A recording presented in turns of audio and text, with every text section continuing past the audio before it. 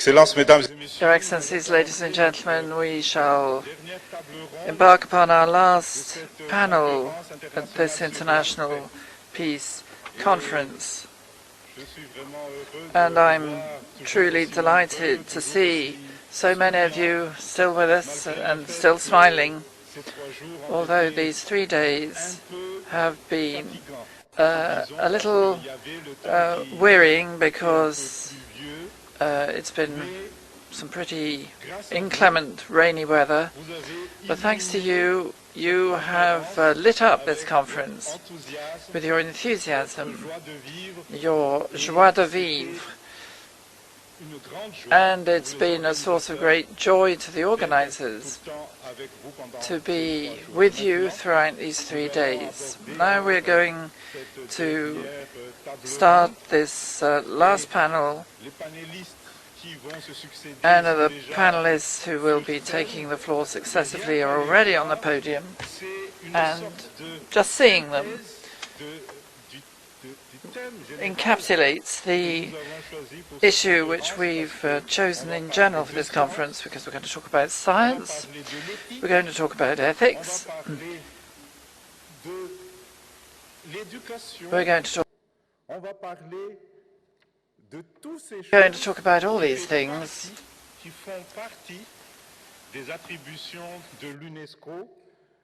part of UNESCO's fields of competence: education, science, culture and communication.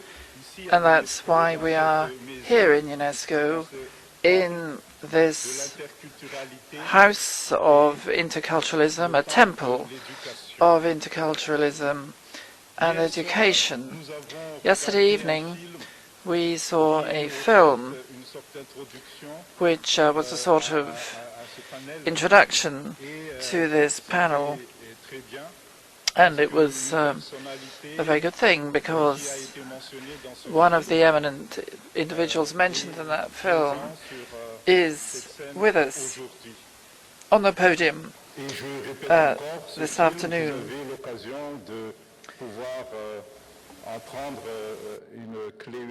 And you can pick up a USB stick outside with the film on it, should you wish to do so. But before we begin, I'd like to express the hope that you will enjoy this panel, and would encourage you to try and take on board everything which is going to be said at this panel and digest it. And it's now my pleasure to give the floor to the moderator for this panel, who is none other than Mr. Michael Worbs, former ambassador and permanent representative of Germany to UNESCO and former chairperson of the UNESCO Executive Board and an active member in the Association of Master Ching Kung's Friends at UNESCO. So, Chairperson, you have the floor. Thank you very much, Secretary General. If you don't mind, I switch to English, but there is translation, English, French, and also Chinese, as you know. So I would like to introduce to our last panel, panel number 6, Ethical Science for Harmony. I think here in UNESCO we would say ethical science for peace, but this is not very far from each other. And it's the second panel which deals with science and ethics. As you may remember, on our first day we had a panel about science, ethics and spirituality, the contribution of Avicenna, moderated by Ambassador Jalali. It was a very interesting panel. Now we take the issue up again. And indeed, science and ethics is a topic which is well established within the UNESCO community and within UNESCO. As you may know, there is, since 1993, an international bioethics committee, which studies and recommends on ethical and legal issues raised by research in the life sciences, the human genome, for example, then the recommendation on the human genome they agreed on. And then since 1998, UNESCO has established the COMEST, the World Commission on the Ethics of Scientific Knowledge and Technology. The acronym is based on the French version, Commission Mondiale d'Éthique des Connaissances Scientifiques et Technologiques. Bref, COMEST, this commission deals with all the other issues concerning science and ethics, but the bioethics besides this one.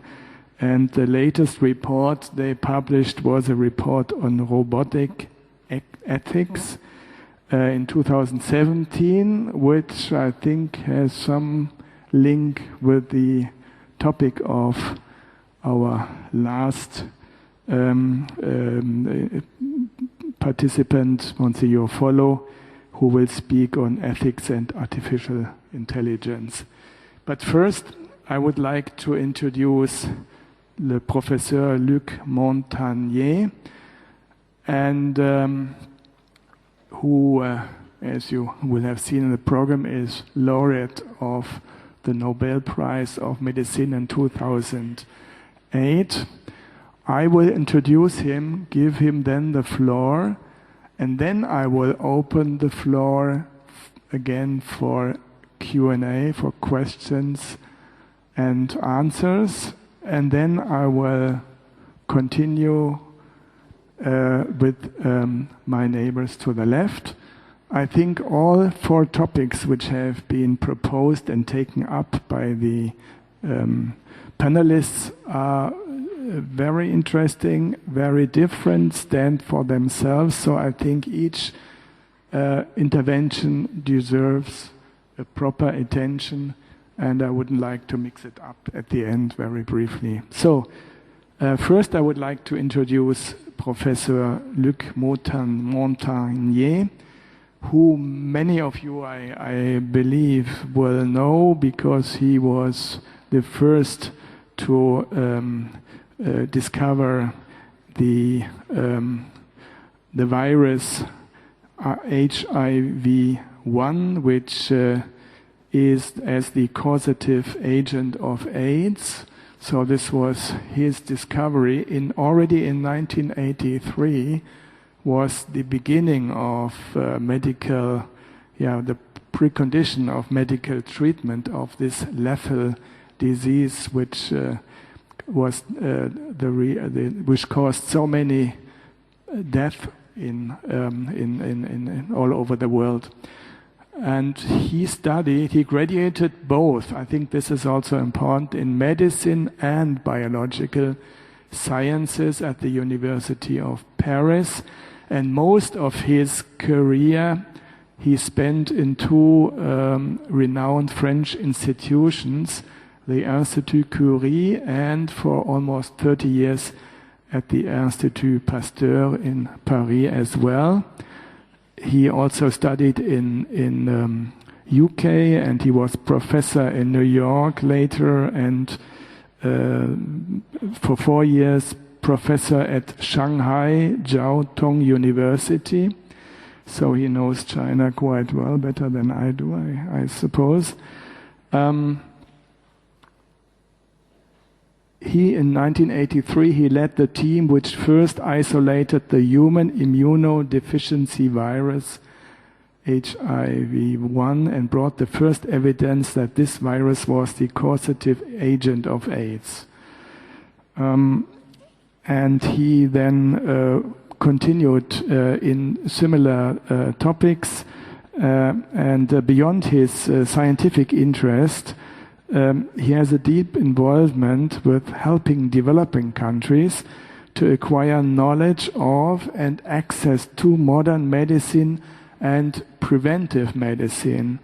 As president of the World Foundation for AIDS Research and Prevention, he has co-founded 2 centers for the prevention and treatment, research and diagnosis of AIDS patients in Ivory Coast and in Cameroon. 10 years ago, Professor Montagnier co-founded ChroniMed, an international group of physicians treating chronic diseases.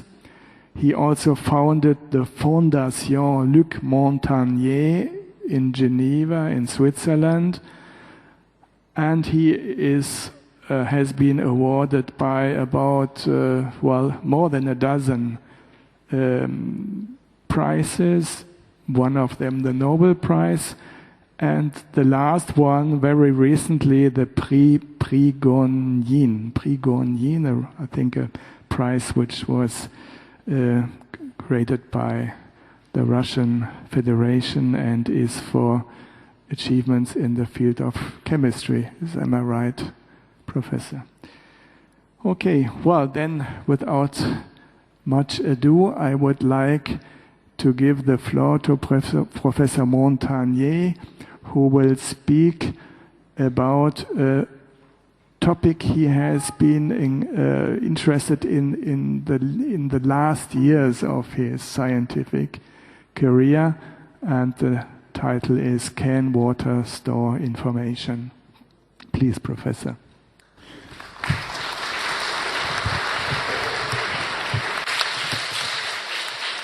Thank you, Excellence. First, I'd like to parler en français. I'd like to speak French. I'd like to thank the organizers of this major event on peace.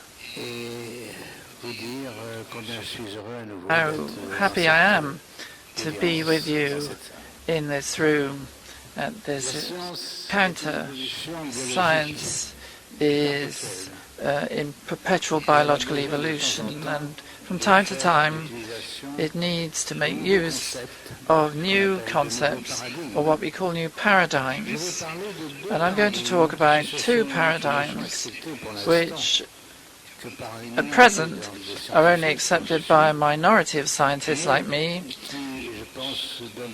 but I think on the morrow they will be accepted by the majority of this scientific community. And the first is that waves are not just matter circulating in the universe, are used by biological entities. And the second paradigm is that to transmit this information, it is water, which constitutes 70% of our bodies, at least 70%.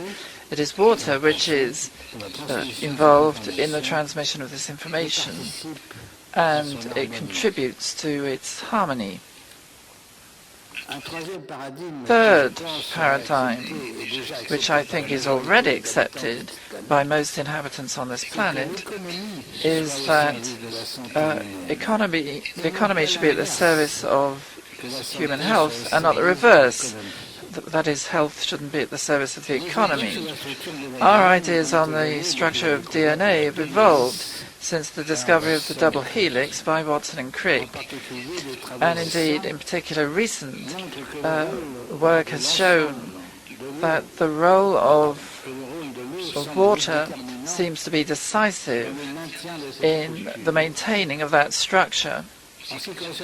As regards the structure of water itself, a great deal of work has demonstrated that it can be structured in a stable way. And I would like to quote from 2 recent publications, that of the Roy Bell et al. Group in the United States and that of Elia Germano and et al. In Naples in Italy, who have demonstrated that the structures which are malleable and relatively stable at the same time can be formed in liquid water, and in the most recent work,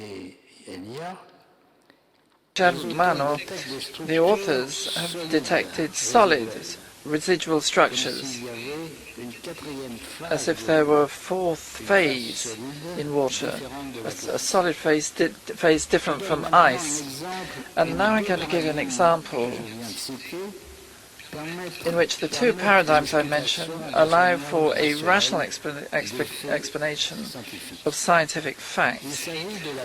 I'm talking about PCR, which is known as polymerase chain reaction, invented by Kary Mullis in 1986, and for this he received the Nobel Prize. This is a technique which is now routinely used by molecular biologists, which selectively amplifies a fragment of DNA, in other words, a gene present in our cells, or DNA taken from parasites, viruses and bacteria. And to sum this up, this technique amplifies millionfold a sequence of DNA chosen thanks to primers of some 20 nucleotides, which will detect in the overall DNA the sequence which is complementary with them. Now, how is that selection carried out? How can they find this right sequence to take root? Is it through molecular haphazard encounters or by resonance? And with our quantum physicians and computer physician colleagues, we've set forth the hypothesis of resonance in water playing an intermediary role in the transmission of the DNA sequence, and the special polymerase used in this PCR. And it is a polymerase which is resistant to heat, bacteria which is resistant to hot water sources, and so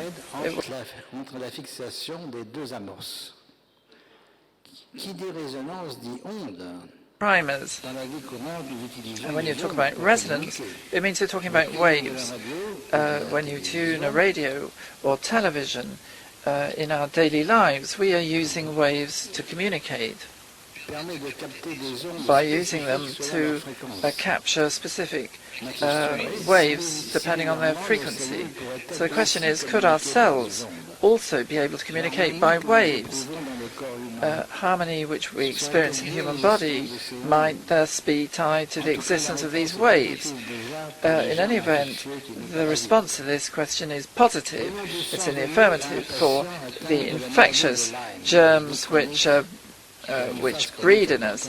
Let us take the case of blood taken from the veins of a patient suffering from Lyme disease in its chronic phase. This phase is caused by the principal agent of the disease, which is Borrelia burgdorferi, a bacteria which is rather special, but it can stay in our time for a long time. And in its chronic phase, we always detect the DNA extracted from this bacteria by conventional PCR, but it's quite rare. Now, if we were to change the PCR without extracting the DNA, we would apply our PCR without extraction of the DNA, and we would also carry out a PCR on each dilution on the plasma extracted from the blood up to 20 times. The first dilutions are negative because of the presence of inhibitors of the replicator enzyme of the PCR, but subsequent dilutions are sometimes positive. And these are in fact the strongest, it is the strongest dilutions which are more constantly positive, where the calculations demonstrate that there are no longer any DNA molecules. Now, how is this possible? Our rational explanation is the following. Water has structures which are going to copy and store the DNA sequence. Have to shake each dilution for the structure to be reconstituted each time, and with each dilution. We've also rediscovered two principles which had empirically found a long time ago by homeopathy: high dilutions and concussion or dynamization of each dilution is homeopathics. This discovery was made not by human beings but by bacteria who use it against us. And these structures are probably almost invisible to the immune system and also insensitive to antibiotics. And we should not forget this phenomenon when studying and treating chronic diseases. But homeopathy may also help a great deal in revolutionizing pharmacy. And why is it not happening? Well, it's because homeopathic medicines are not expensive enough. For economic reasons, the pharmaceutical industry doesn't want to hear about them. In my opinion, this is short-sighted behavior by the pharmaceutical industry. In the longer term, as long as we take the right path, there is a place for homeopathy and homeopathic alongside standard modern medicine and traditional medicine. And this current totalitarian system is leading to an impasse and unethical excesses which a doctor cannot accept. I'll give you some examples. There is emphasis on iatrogenic medicine. If you look at the previous slide, if we could have the previous slide, please. Proper science must include all scientific facts and not just select those which fit our theory or ideology. That's pseudoscience. We believe all scientific facts before developing a theory. Next slide. Examples in recent history which demonstrate that medicine has actually killed people.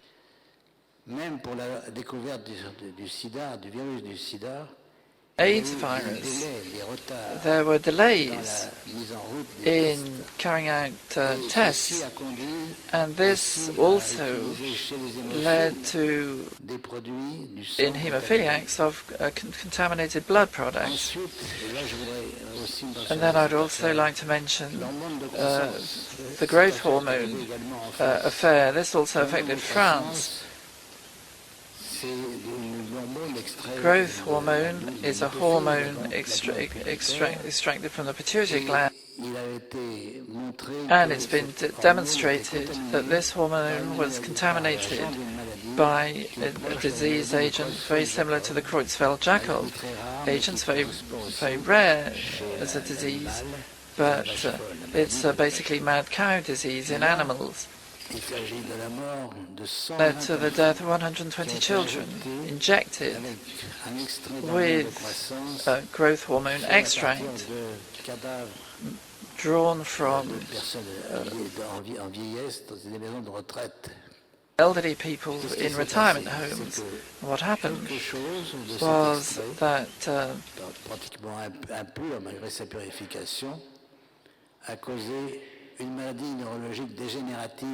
degenerative hormonal problems which became more deadly after 2 years, fatal after 2 years. And when you go back to that case, which didn't end well, I think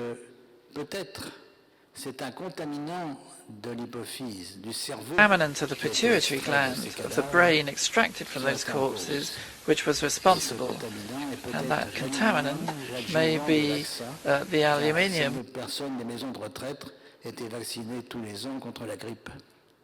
injected every year against influenza. And then there are other examples which I won't go into detail on, but I would like to say that aluminium salts are the active adjuvants of vaccines, and they're involved in allergies, autoimmune diseases, and neuroinflammation, inflammation of the nerves. Aluminium particles are consumed, which then brain, which is where the aluminium accumulates. So it's really an alarm bell. It's a real alert, in fact more than an alert. And I'm speaking to government people now. We need to stop immediately using aluminium adjuvants in vaccines. Unfortunately, we haven't got to that stage. The next slide. Again, health must prevail over the economy and not the reverse, the economy over health. The next. By referring to something which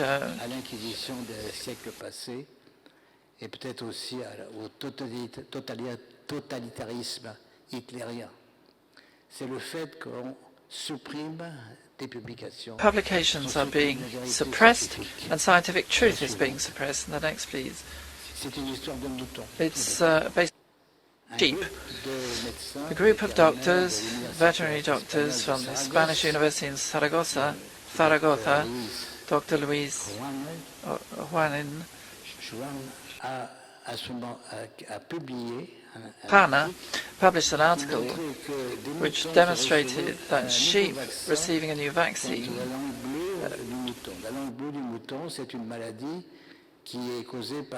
lung disease, which is caused by a virus. It's not really a virus, but it's a double-chain virus, quite a big virus. And they realized that the sheep that vaccinated, that inoculated, suffered a great deal from this disorder.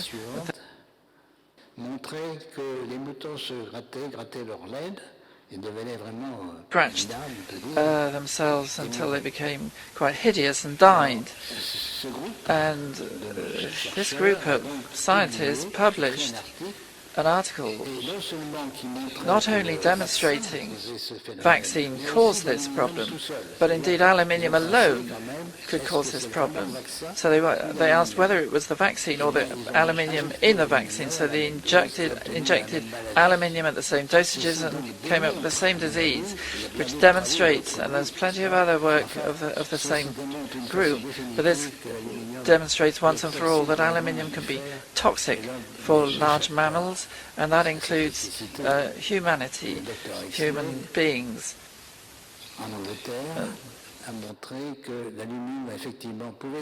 Aluminium could indeed accumulate in the brain, and particularly in connection with Alzheimer's disease. So it's not necessarily related to one specific disease, but neurological decay and degeneration on a large scale. So this article, which had been peer-reviewed by experts, wasn't published because the publisher put a veto on it. The publisher wasn't even a scientist himself. So there's a real problem here.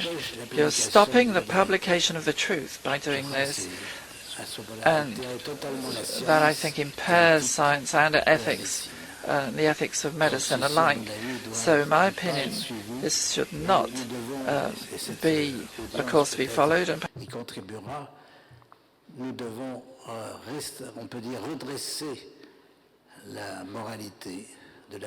retrieve morality in medicine, and truth must always be respected. So we need to accept as well the precautionary principle. The precautionary principle was accepted for climate change, but in France it's not in the Constitution for health, which is a major loophole, a major gap. And the precautionary principle means that when you have no absolute scientific certainty, then you should stop and call a halt on the vaccines. And I will also conclude with one other example, which doesn't involve aluminium. These are viruses to stimulate immunity, particularly the virus, the vaccine against measles.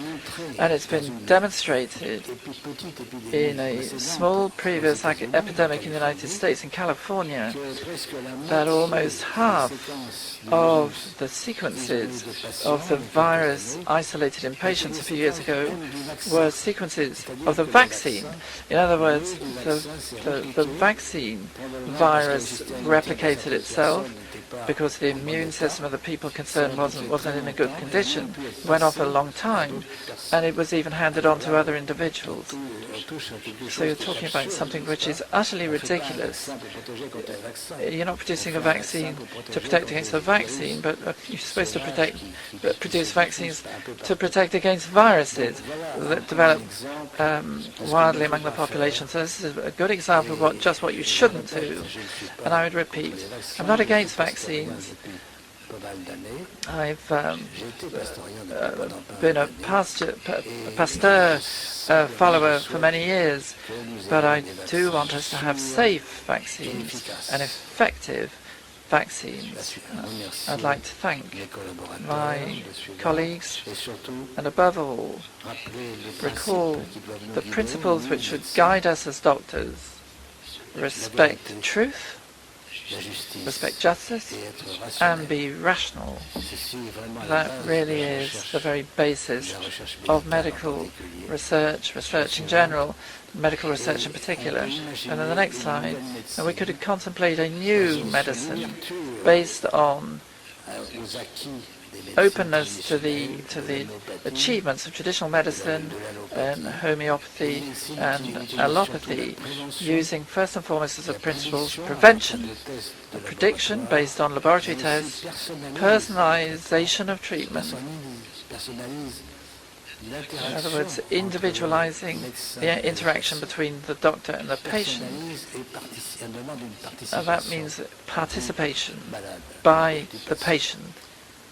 This is very simple, but it still needs to be applied, and it needs to be borne by the social security systems. And again, here I'm thinking that modern science-based medicine, with its very expensive drugs, will not be able to keep up with this. And the fact that no one would continue to suffer from chronic diseases will mean that it won't be possible to take care of everyone if the cost exceeds the number of the active population of the country. So let us restore the Hippocratic Oath, primum non nocere. First of all, do not do harm. Thank you very much.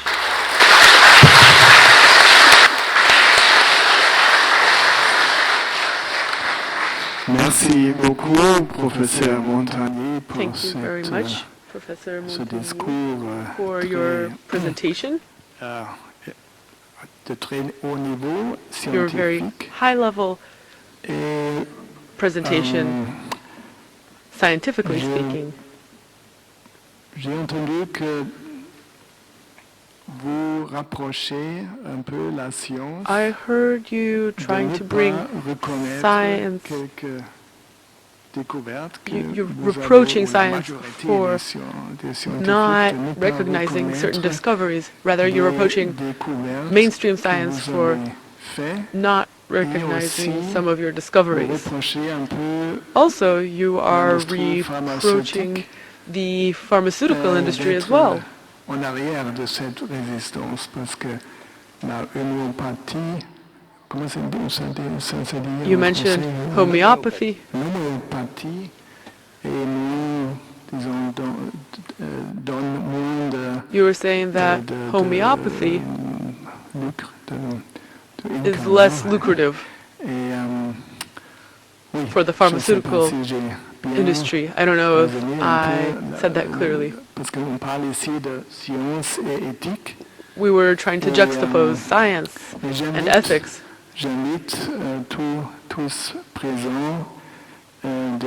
And I would like to invite everyone here to raise any questions you might have or make comments. Now is a good time.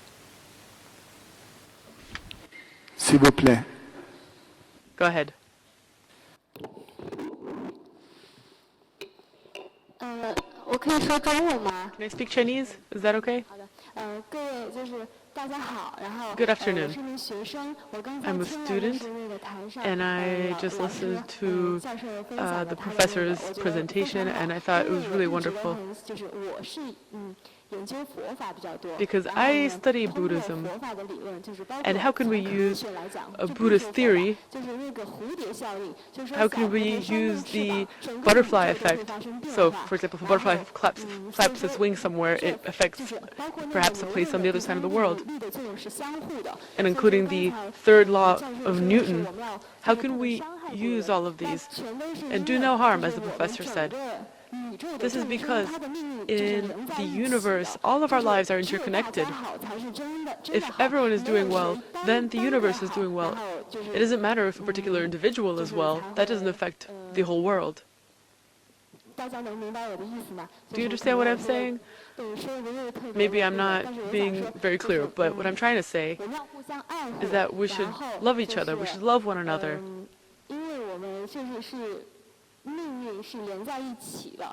Because our fates are intertwined. So I just wanted to express my support of the thoughts expressed by the professor in his presentation.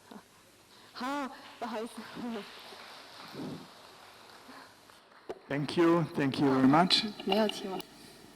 Anybody else who would like to raise a question, maybe? Please.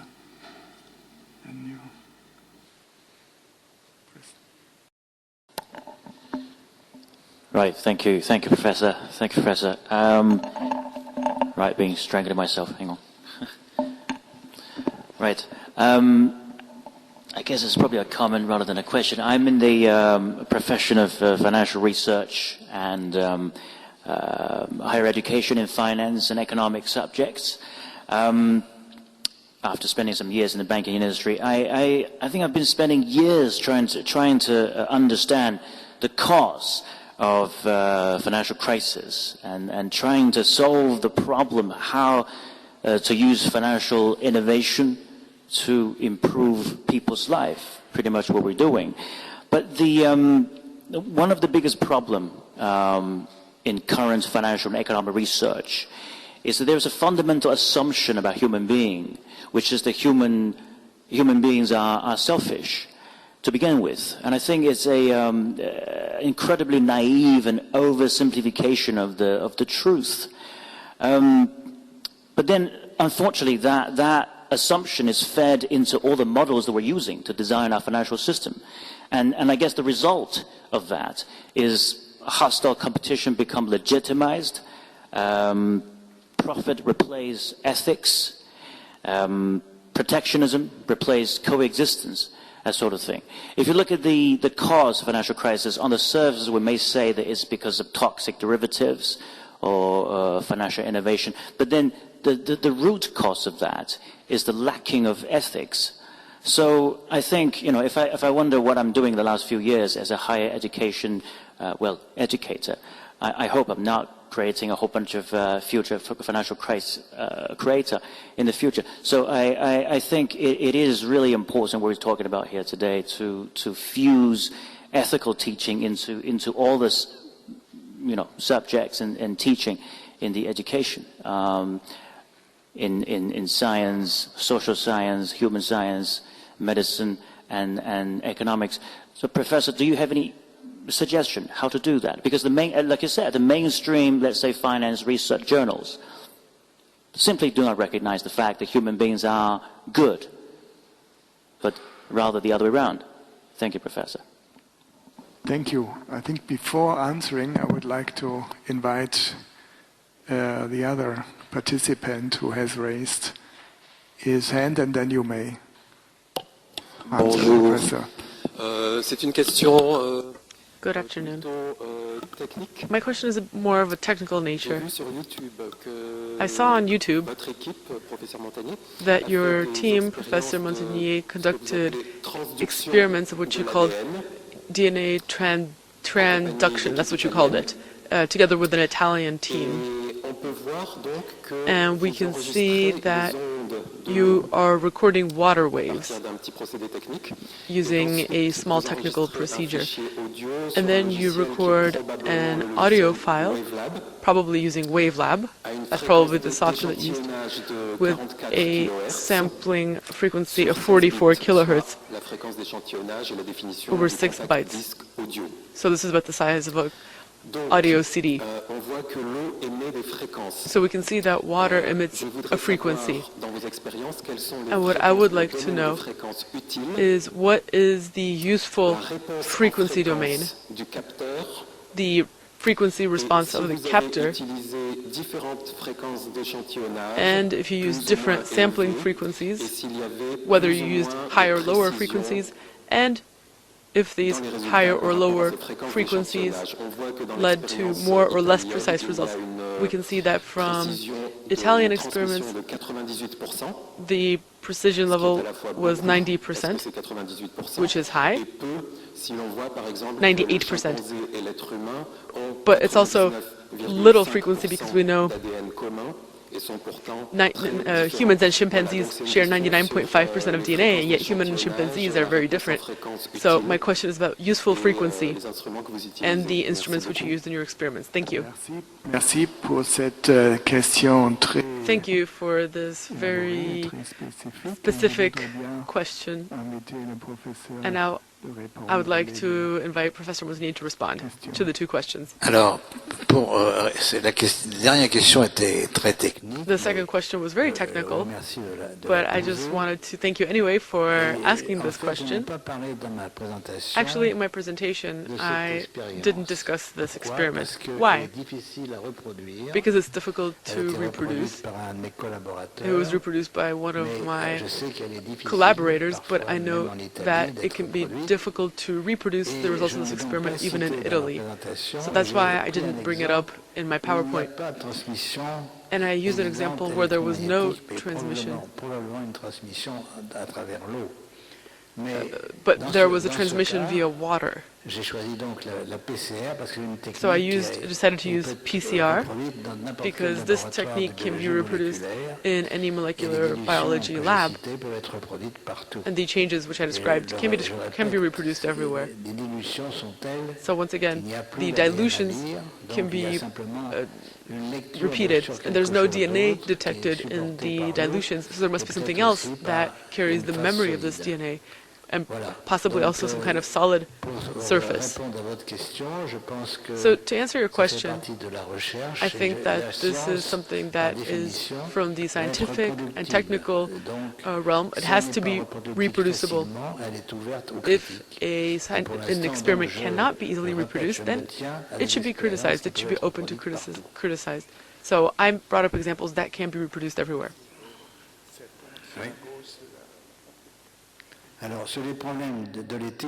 As for ethical problems, I completely agree with you.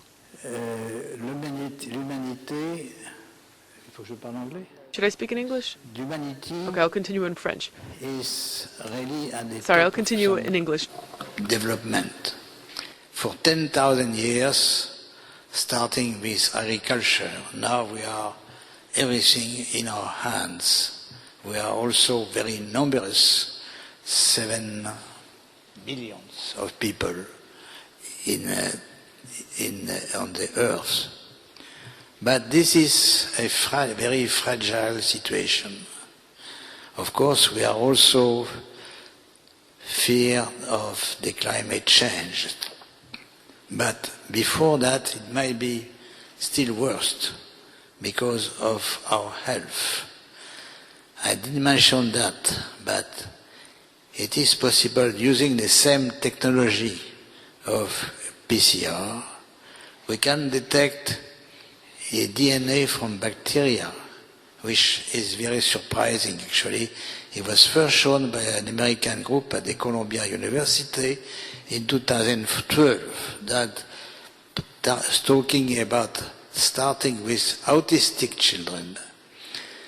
In their gut, they found a bacterium, Suterella, which was not present in a group of healthy or children with some problem of the gut but without autism. We use the same primers to detect now that DNA, not only the DNA of the same bacterium, but also all the group of bacteria, which are the soil bacteria, bacteria which normally are living with plants. And it was very surprising to find now this DNA of bacteria, the same bacteria, in people which are healthy, but also in people which are not healthy and immunodepressed. So now, if you look at immunosuppressed patients, you can detect this bacterium.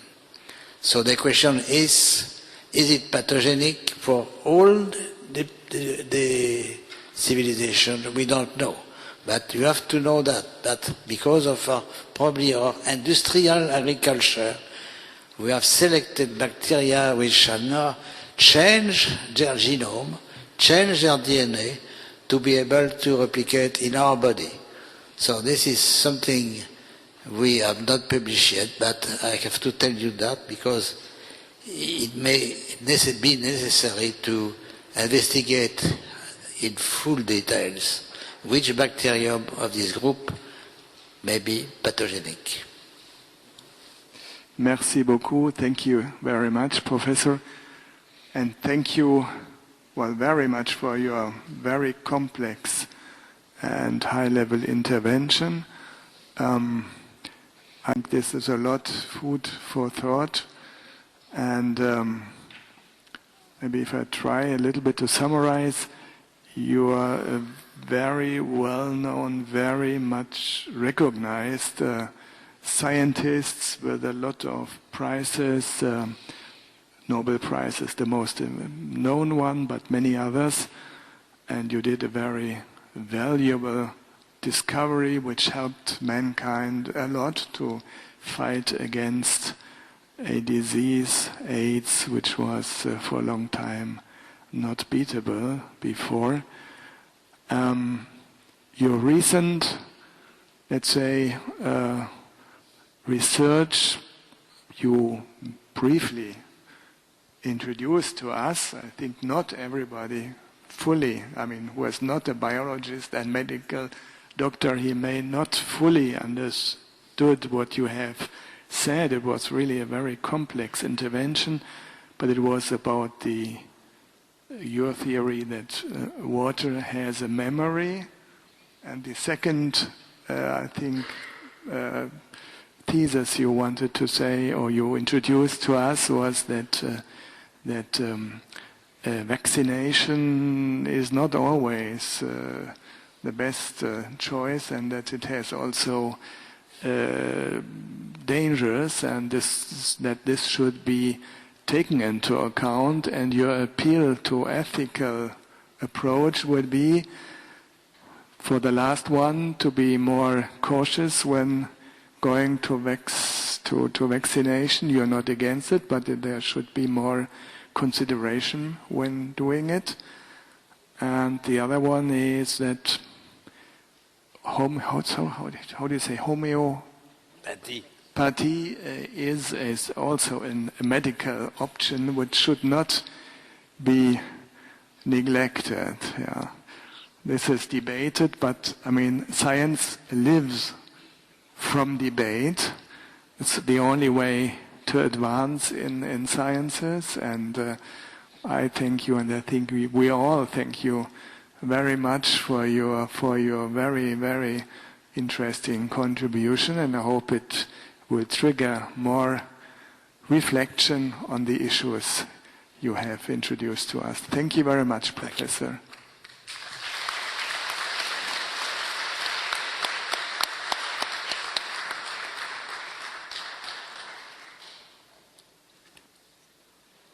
So now I would like, as next speaker, to introduce Dr. Lingcheng.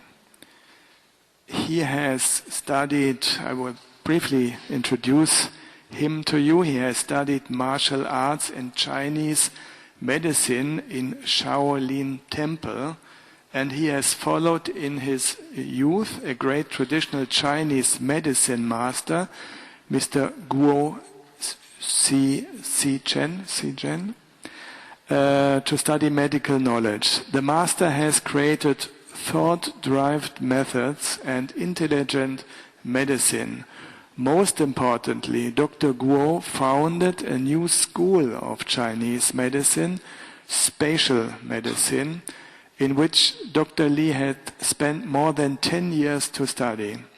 Later, he also followed some other Chinese medical doctors, especially experienced acupuncturist masters as Dr. Wang Yunfei and Dr. Lin Zhengtai, heir of the Dong Acupuncture School. Thanks to his diligence and perseverance, he cured innumerable patients inside and outside China. He became himself an acupuncture master. Well, I think we all know a little bit in Europe about acupuncture approach, acupuncture medicine, but I guess that traditional Chinese medicine has even more to offer to us. And I would now like to invite Dr. Lingcheng to speak about wisdom of Ancestor, the harmony approach, in the traditional Chinese medicine. Please, Dr. Li.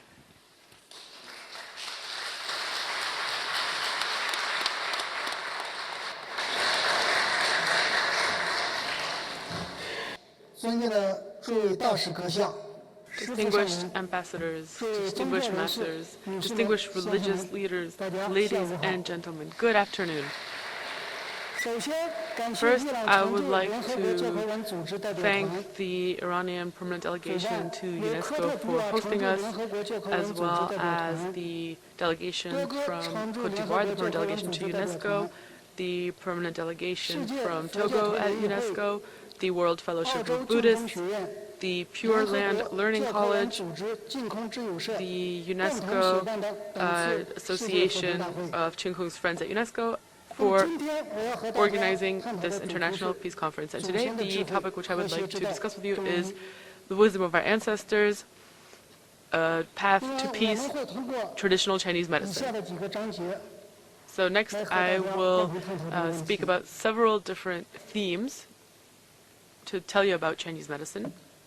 So first, I would like to answer the question, what is traditional Chinese medicine? Some people say, well, it's called Chinese traditional medicine because it's Chinese, but I think that's not quite accurate. The first time that we saw the word Chinese medicine, it appeared in the history of the Han Dynasty.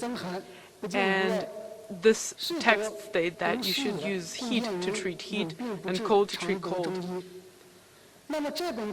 and that Chinese medicine can be used to treat any disease.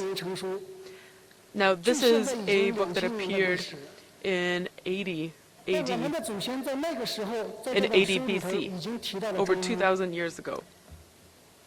So we can see that our ancestors were familiar with the concept of Chinese medicine. But at the time, China wasn't called China, it was the Eastern Han Dynasty.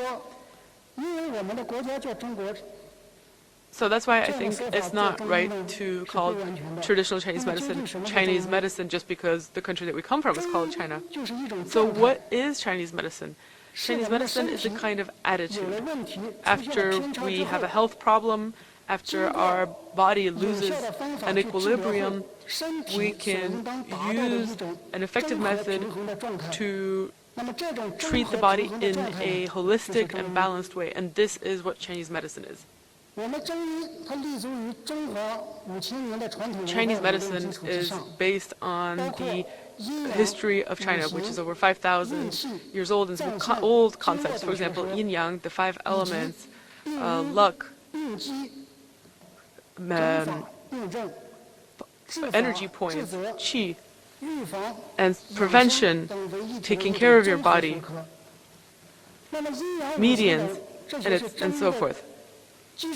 Yin-yang and the 5 elements are the basis of Chinese medicine and the theoretical backdrop for it. And they're also some of the basic elements in our world. The yin and the yang you can look at them on this slide. They are a kind of relativity that is possessed by all things in this world, a kind of connection between these things. The yin and the yang can turn into one another, but they also rely on each other for their existence. In other words, each side, each aspect of the yin and the yang relies on the other to survive. If there is no yin, then there's no yang. If there's no yang, then you can have no yin. Just like if you don't have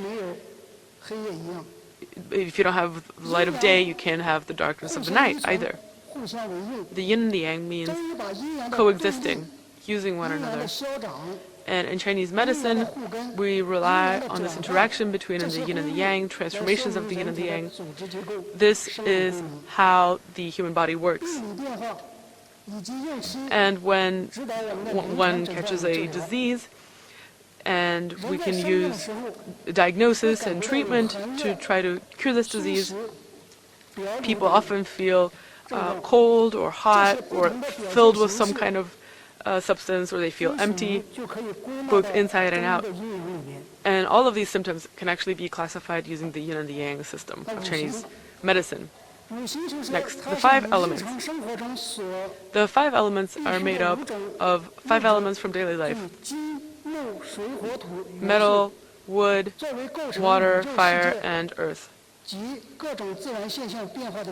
These are the elements that are the basis of all of the elements of our universe and all of the flora and fauna. And all of these elements have different characteristics. So wood is associated with reproduction, fire with heat and upwards movement. Earth is associated with peace, existence. Metal is cold and constricted. Water is cool and refreshing. And here, when we talk about metal or gold, we're not actually referring to gold. We're referring to something solid. And in China, we have this word, sheng, which means to produce, to give birth to. And the way the character is written actually reflects its meaning, because it's comprised of the characters for earth on the top,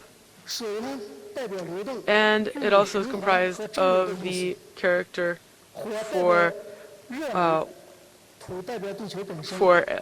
leaf of a tree. Water stands for movement, for flowing. Fire stands for heat, and earth stands for the earth itself. So all of these 5 elements, they are ever-changing and interconnected entities. And there's always a kind of balance. So for example, between sheng, which is to produce, and another word ke, which means to restrict.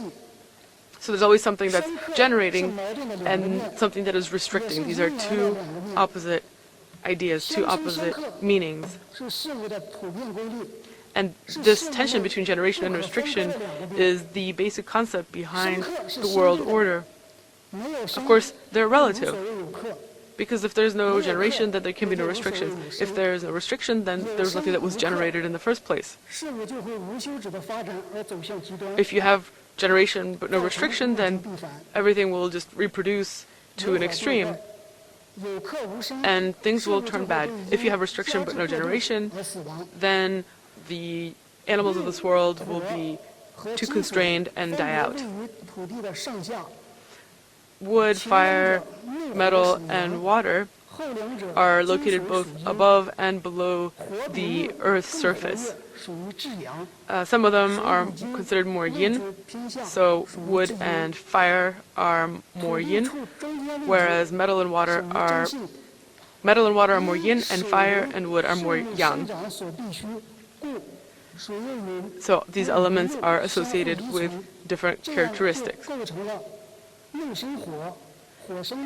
And there's the saying that wood gives birth to fire, fire births earth, earth births metal, metal gives rise to water, water gives rise to wood, and there's this kind of cyclical nature of the 5 elements. And then wood restricts earth, earth restricts water, water restricts fire, fire restricts metal, metal restricts wood, and these are the 5 restrictions of the 5 elements. So the 5 elements, they both generate one another and they restrain one another. And it is through their interaction that they have created the material world. They also represent the movement of energy throughout the world. The yin and the yang includes the 5 elements, but the 5 elements also have some components that are related to the yin and the yang. And we can categorize everything in this universe in 2 broad categories, the yin category and the yang category. So everything that is yin is internal, introspective, cold, and everything that's yang is associated with fire, with being extroverted, opening up to the world. And body space, according to body space medicine, and according to traditional Chinese medicine, the yin and the yang and the 5 elements are not actually abstract concepts. They represent the 5 internal organs. And because of the shape of the 5 organs, their position, their biological characteristics, they have created this generation and restrictive relationship. And that is how they transmit energy within the universe of Chinese medicine. This is Dr. Guo Zhichen, who has over 50 years of clinical experience, and he has studied body space medicine. So what does this refer to? It refers to treatment, taking care of people, preventing, and exercising the body. It's a holistic medicine. And if we broadly define it, it means that we use the human body space to try to establish health. Body space medicine actually can be related to the theory of self, to cellular theory. Because in traditional medicine, we have concepts such as qi and blood, and actually they're connected to some concepts in modern medicine such as cells, material, energy.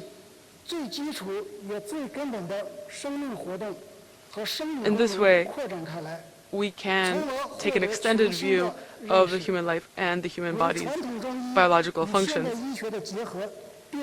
We can gain a new understanding of how they work and create a better foundation for traditional Chinese medicine. On this basis, we can better understand the interaction between material and energy.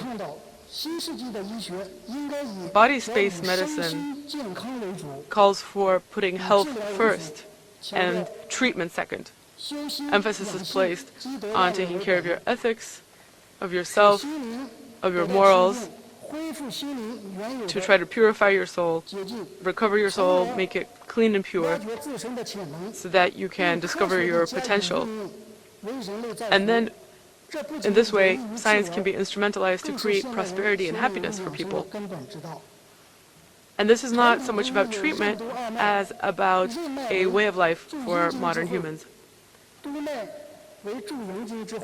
In Chinese medicine, we have this concept of ren arteries and du veins.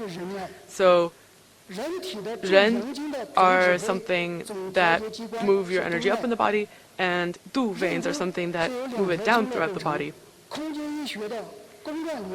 And in this body space medicine, we try to reach a balance between the yin and the yang in the human body. So here there is energy circulation or orbital motion of the energy in this human space medicine. This means that we try to concentrate human energy to move it throughout the human body and fill up the 4 main spaces within the body. So lower energy, middle energy, upper energy, and outer energy. These are the 4 spaces.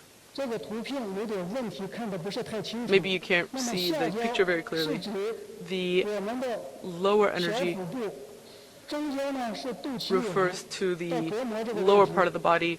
Middle energy is the digestive tract. Upper body is the heart and lungs, and then the outer energy is everything that's external. If we use the traditional understanding of Chinese medicine, then orbital motion goes as follows. Energy goes first up. It goes through the groin area, gastric cavity, chest. It reaches the Baihui acupoint. And then it keeps moving through all of the different acupuncture points and keeps going in a cycle. So what this means is that every cell of the human body is exchanging with the inside and the outside of the cell. So the red is the circulation of the energy in the picture. And the energy radiated from it is recycled through the cell, and it has a particular direction. For example, it comes from the left and moves to the right. And this kind of orbital motion is a cycle that keeps going and going. The human body and the human organs are made up of cells. And the energy of these cells keeps moving from the left to the right, up through the body. There is a particular pattern to how energy goes through the 5 organs. First, in the kidney area, the energy moves up towards the cells, and then it moves to the spleen area. And this energy which moves from the kidneys then goes to the spleen and combines together with other energy moving through the body. It undergoes changes and also absorbs energy from the spleen cells. Now, when we're exercising, this energy undergoes even further changes. It changes in terms of the pressure it exerts and its strength, and it creates a kind of driving force that makes the liver spurt into action. This is why we say in traditional Chinese medicine that water gives birth to wood. And we say that it is normally the mother who produces, who gives birth, and then the father who restricts. So when water gives rise to wood, water is acting as the mother and wood as the son or the daughter. And the earth in this case is the father.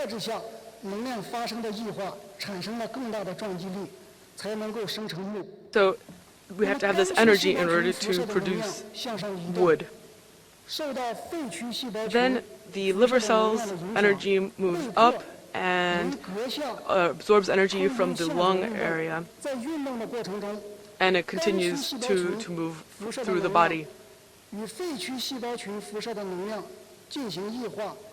It combines with other radiation energy from the nearby cells, and its strength and intensity increases. New energy moves into the heart area and propels the heart's movement. So that's why we say that wood produces fire. And in this process, water is then controlled by metal, by the metal element. The heart area cells create energy which then moves down and is moved forward by the energy from the cells in the area of the kidney. This is where water restricts fire.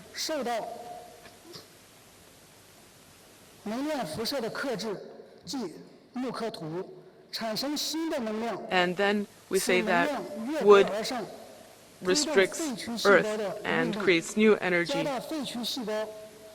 So this is where the energy then creates a driving force behind the workings of the lungs. And this is where the earth gives rise to metal. And then the cells in the area of the lungs are impacted by cells in the heart area, creating a new energy, and then they move down towards the kidneys, and then it moves to the outside area, becomes the outer energy. And this is where metal is contained by the fire element. So energy moves through the human body between the 5 organs, creating a driving force. So maybe I wasn't very clear. It was hard to understand, right? Well, let me give you a more straightforward overview. So basically our kidney energy moves up, that's the first energy that's produced, and then once it goes up, it is restricted by the spleen, and then this creates the third type of energy, and this is different from the spleen energy and from the kidney energy. It's a new form of energy, and this new form of energy then continues to move, and it moves to the liver. This is where the liver cells are activated. This is where water produce wood, and then the liver cells energy moves up, it goes up to the lungs and is restrained, and this is where it creates a new form of energy again, and this external energy moves to the left and moves to the heart. This is where it moves into the heart, and this is where wood produces fire. And then the energy from the heart moves down, and it actually collides with the energy rising from the kidney. This is once again a new form of energy. So this third type of energy, this new type of energy, it collides with the spleen. And this is where the fire from our heart creates earth in the spleen. And then it creates a new energy, and when it is released, it once again collides with energy from the liver, and it creates a new form of energy. And this energy moves up and collides with energy from the lungs, and this is where our lungs start to operate and have better breathing room. As the lungs continue to work, their energy collides with energy from the heart, and this creates a new energy once again, which then moves along our back and moves into the kidney area. So this is where metal creates water. Now, from the standpoint of the 5 bodily organs, we can see the power of this energy. In other words, when the cells in our body operate, they release radiation energy. And they are actually promoting the work of other body cells to create a new kind of energy. Overall, the organs in the human body are not in the same place as where they originated.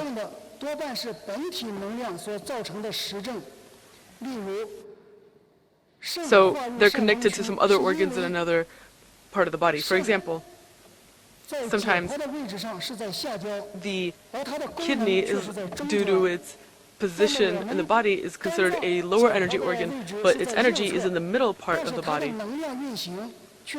Or, for example, our liver is on the right, but its energy field is in the middle of the body. So it's related to the functions of the heart. And the spleen affects organs in the upper part of the body. And the heart can affect the head and the bottom of the body.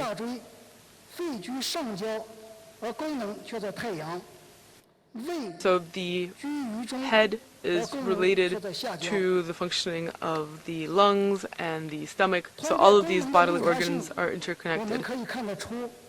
So by analyzing these functions, what we can see is that the 5 elements are actually serving the other organs of the body. They are not producing energy for themselves. If they were to produce energy only for themselves, they wouldn't be able to release it. And this would create an excess of energy, a congestion, a breakdown of energy. This is the kind of corruption or hoarding that we talk about in religious beliefs. So the more you hold on to your energy, the more clogged the energy paths become in your body. So you have to serve others and help others. You can't be selfish. You cannot hoard or be corrupt for your own sake. It's only if you serve others that others will take care of you. We have to help each other out, and that's the only way to ensure that our bodies remain healthy. Now, by telling you about this energy theory, I hope that you can see how we can effectively treat diseases. So let me share the first case with you. There was a man, 38 years old, and on July 19th, 2017, he entered the hospital due to heart pain, and he was diagnosed with an anterior wall myocardial infarction, also with mitral regurgitation, high blood pressure, pulse valve regurgitation, high cholesterol, and hyperuricemia. His LAD was completely blocked. So we could actually see that he probably had a blood clot. The hospital recommended that he have a heart bypass surgery, but it was revealed that because of a vascular deformation, he could not have the surgery. And so the doctor recommended that he return home and rest. And 2017, in August, his friend brought me to my practice, and I used the energy flow theory to treat him for about 10 months. And in 2018, on June 21st, he was re-examined, and it seemed that his left anterior descending coronary artery, or LAD, was only lightly constricted or had medium constriction, and today his situation is still very good. Let me give you another example. So this was a male patient, 54 years of age, and in February of 2019 he underwent a physical, and it was discovered that he had a fatty liver. So that is why in early June he underwent a treatment using my therapy, and when he was re-examined in August, it seemed that his fatty liver symptoms had decreased significantly. So the reason that he had this disease is because his energy was constricted and it was blocked. It could not flow freely through his body. That is why we used our theory to move the energy from his liver to his heart. And it is only by ensuring this circulation of energy throughout the body that you can effectively treat people.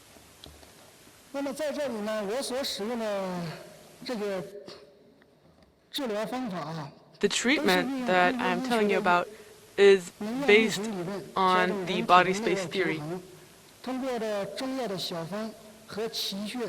And we also use so-called miracle acupuncture points. Now here, when I'm talking about miracle acupuncture points, it was actually discovered by Mr. Dong Jingchang, and it was named after him. So there's a type of acupuncture called Dongshi acupuncture.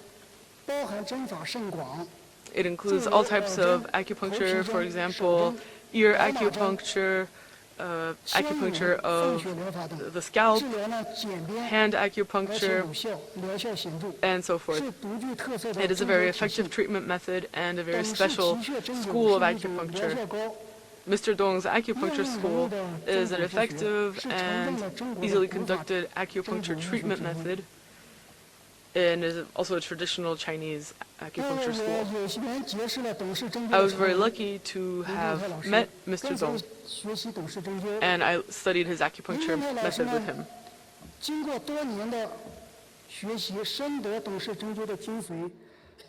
Teacher Lingcheng studied for many years to learn about the Dong acupuncture practice and the harness technique. And he developed hologram theory. Hologram theory is present everywhere, especially in Chinese medicine. And essentially, it means that the universe is interconnected, organisms are interconnected, there's a time interconnectedness, And in this way, we can combine traditional Chinese medicine and hologram theory to create the framework for modern hologram theory.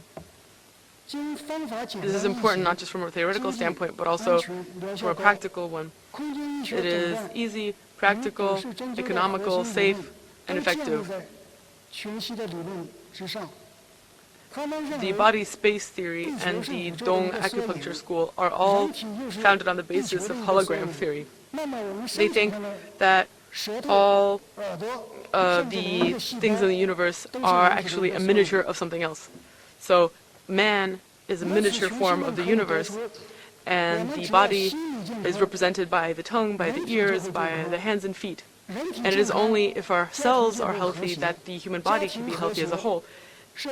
And according to hologram theory, we can conclude that if you're psychologically healthy, then you as a human being are healthy. And if you are healthy, then your family is harmonious. If the family is harmonious, then society is safe. And if society is safe, then we can establish peace in the world. As a teacher and as a doctor, I'm trying to better understand the teachings of my instructors, of my masters, to try to help patients recover. There was a saying, a poem written by Guo Zhiyan in 2009, who said that we need to be ethical for the sake of medicine. We need to be cautious. We need to learn the ways of using medicine and use our hearts to apply it. Our hearts should put harmony and happiness first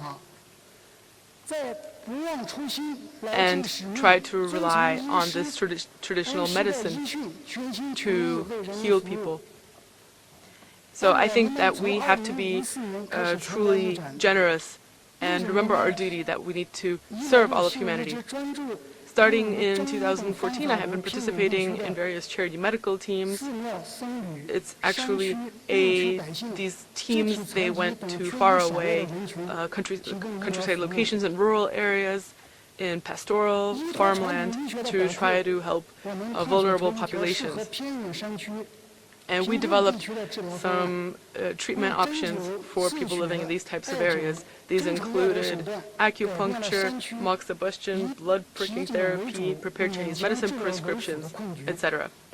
And in this way, we addressed some restrictions related to the cost of medicine, and we even donated some medical equipment and medication to these locations.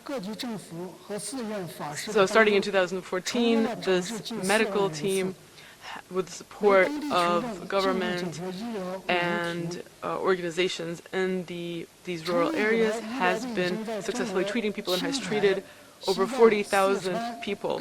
We have done this in Tibet, Sichuan, Gansu, Yunnan, Shanxi, and other provinces. Also, we have conducted programs in Nepal, Thailand, Myanmar, and other countries as well.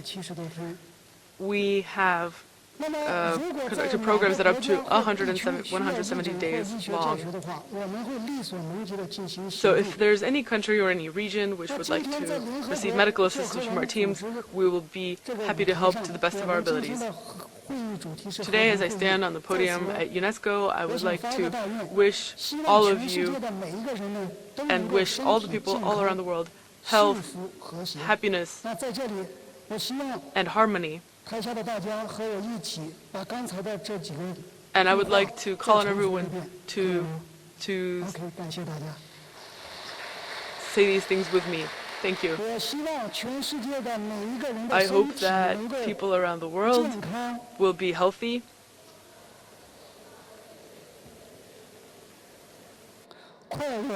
happy, live in prosperity and harmony. Thank you very much.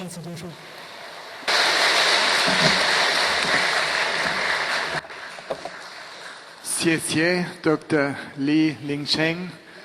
Thank you very much for your presentation of the approach of traditional Chinese medicine, and I think you got a lot of understanding in the audience for your presentation and for your recommendations. And I would like to open the floor for questions and any remarks you would like to make.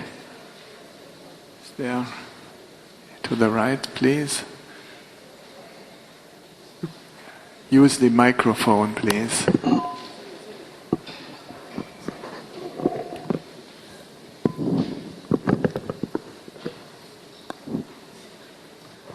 各位大使，各位大德， Distinguished ambassadors, distinguished guests, Amitofu. First, I'd like to introduce myself. I come from Hubei province in China, from the Tiantan monastery.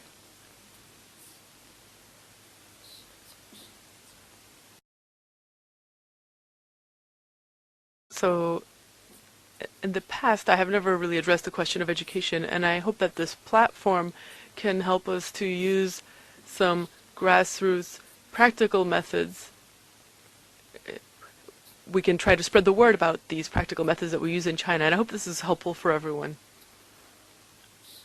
I was very interested to hear your presentations, especially the Chinese medicine doctor's presentation.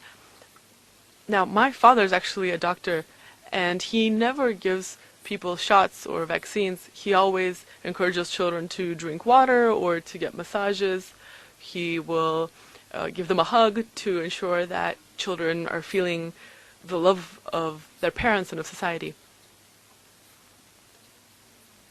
And we realized that sometimes if we use his method, the children will get better in just one day, whereas if they use conventional medicine, it takes quite some time to defeat the virus. This is something that we learned in our personal experience. Now, we have several different types of acupuncture. You talked about the Dong acupuncture school.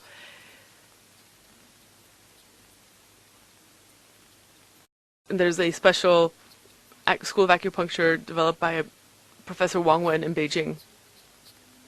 And how it works is just by using several needles.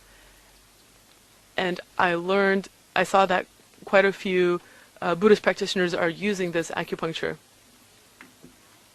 Also, there is Chinese massage tuina, there is heat therapy, and all kinds of different Chinese medicines. There's also, we have Mr. Li Ke, who used another Chinese treatment to treat cancer.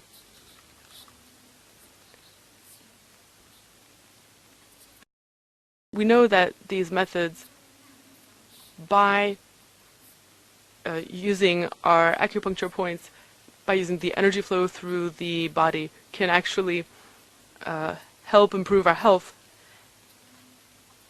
And I have also been trying to find such a method.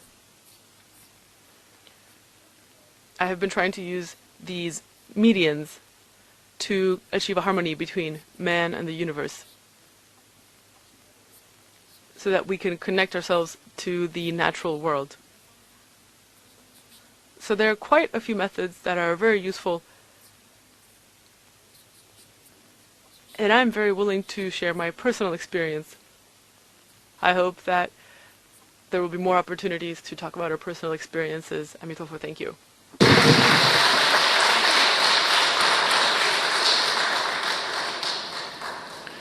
Thank you. Thank you very much.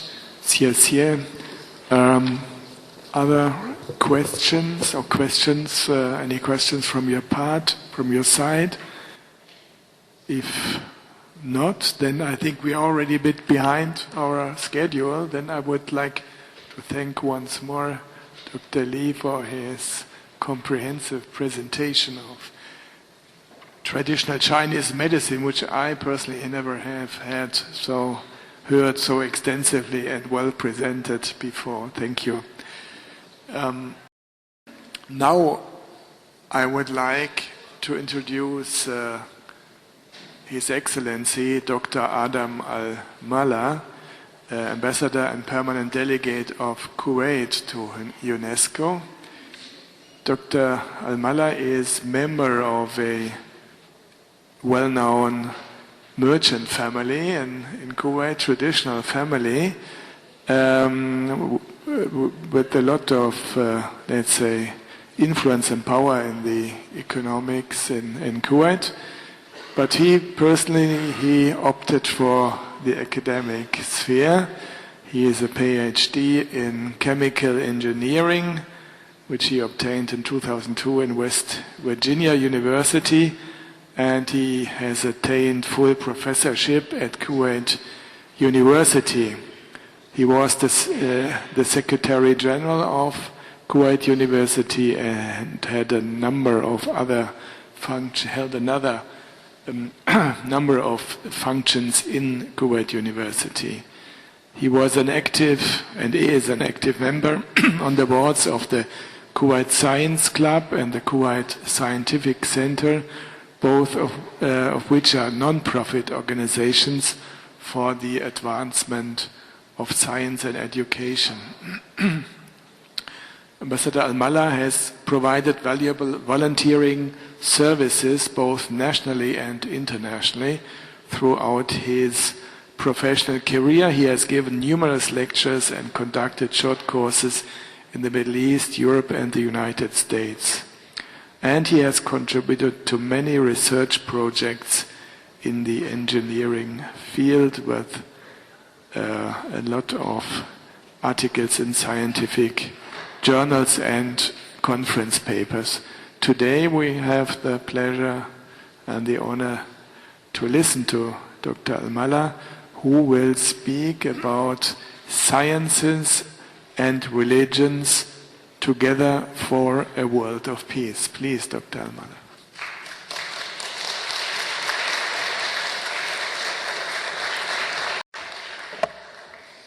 Thank you, Your Excellency, for that great, kind introduction. Good morning, and actually good afternoon, everyone. First of all, let me start with thanking all the official organization, all the delegations who made this 3 days event possible, and special thanks for all the volunteers that we've been seeing in the last 3 days all over UNESCO. Special thanks for all the volunteers. So, good afternoon. It's an honor to be here today having a discussion about two concepts that for many centuries fueled debates, arguments, wars, and peace: science and religion.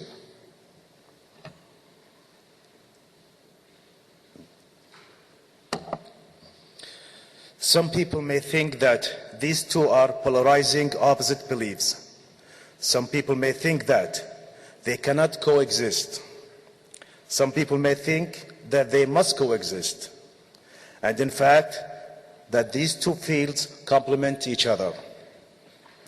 Whatever your background, whatever your religious belief or lack of religious belief, the hope is that we can all agree that we are impressed by the complexity and elegance and the beauty of the living forms around us. And we can all agree that it makes us wonder and search for answers. Both science and religion throughout history have given us the tools for this infinite search. I would like to start with one of our modern day legends, Stephen Hawking. May he rest in peace. His last book is entitled Brief Answers to the Big Questions. Interesting titles, of course, because the big questions can never have brief answers. Here are the 10 chapter titles this genius of physics and humanity left us. 10 big questions with his answers. 1. Is there God? How did all it begin? Is there other intelligent life in the universe? Can we predict the future? What is inside a black hole? Is time travel possible? Will we survive on Earth? Should we colonize space? Will artificial intelligence outsmart us? How do we shape the future? Brilliant questions, no doubt, from a brilliant mind. Questions that have been asked as hunted man on both a religion and scientific level. We can see the main underlying themes throughout these questions are our two main concepts today, religion and science. Two concepts that have been the focus since man existed. Throughout history, these two concepts have always been dynamic. Let us start with religion. There is no one perfect definition simply because it means different things to different people. But I will define religion today at this moment as does the philosopher Daniel Dennett. Quote, social systems whose participants believe in supernatural agent or agents whose approval to be sought. Unquote. Again, this definition does not apply to all the religions.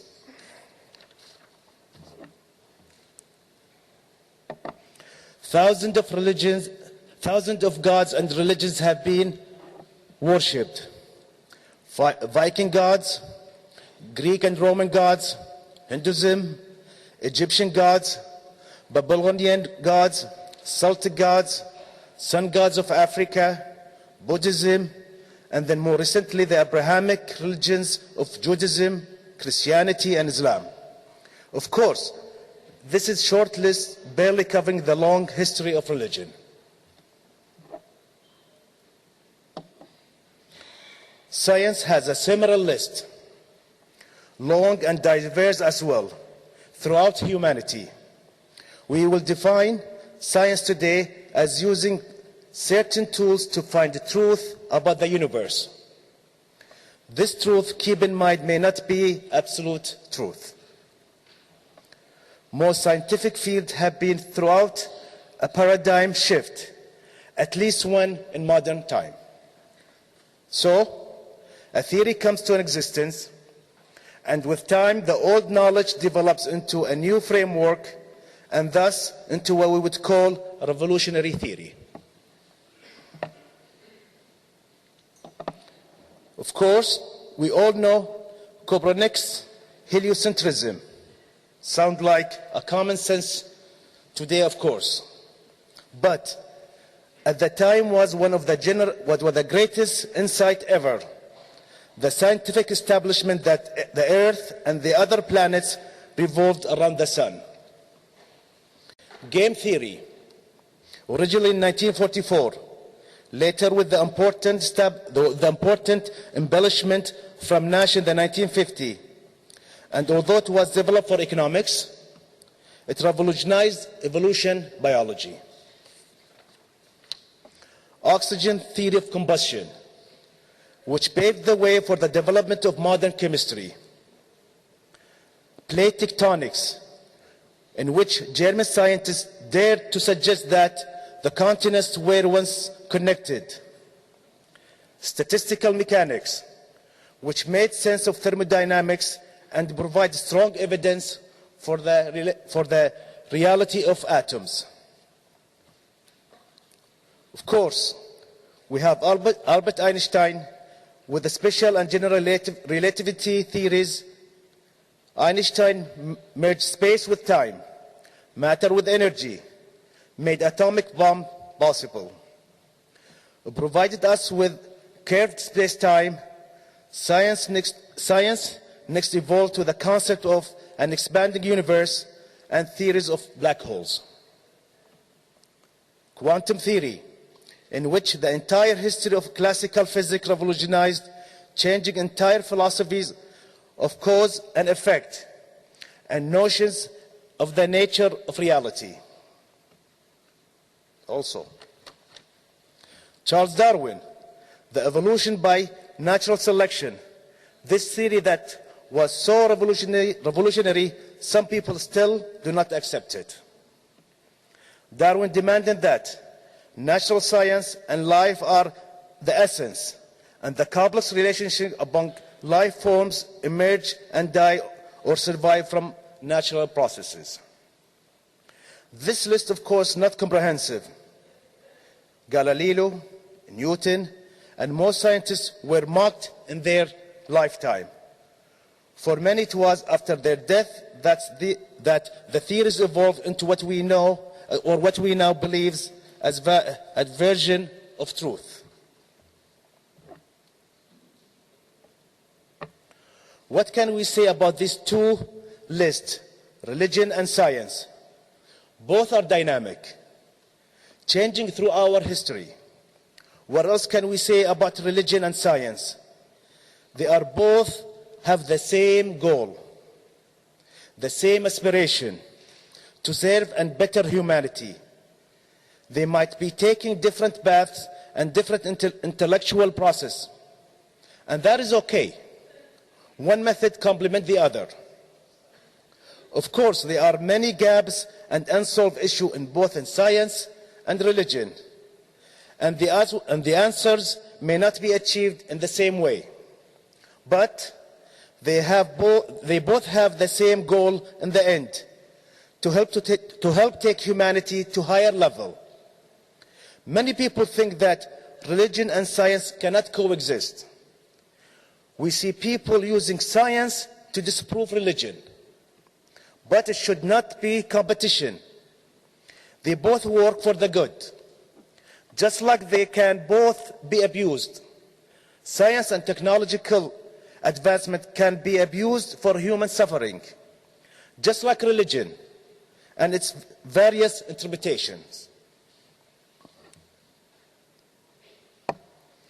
Realizing that religion and science rest in truth statements about the universe, the end product being for the benefit of humanity, can significantly be beneficial for humanity and peace. Religion differs from science by additionally dealing with morality, purpose, and meaning, but again, with the same goal in sight. Both are here to serve humanity. It is up to us to use, not abuse. The overall objective and what we should teach our children is to become better citizens, to coexist with all life forms. Religion gives you spiritual guidance, while science gives you the ability to understand and improve the world around you.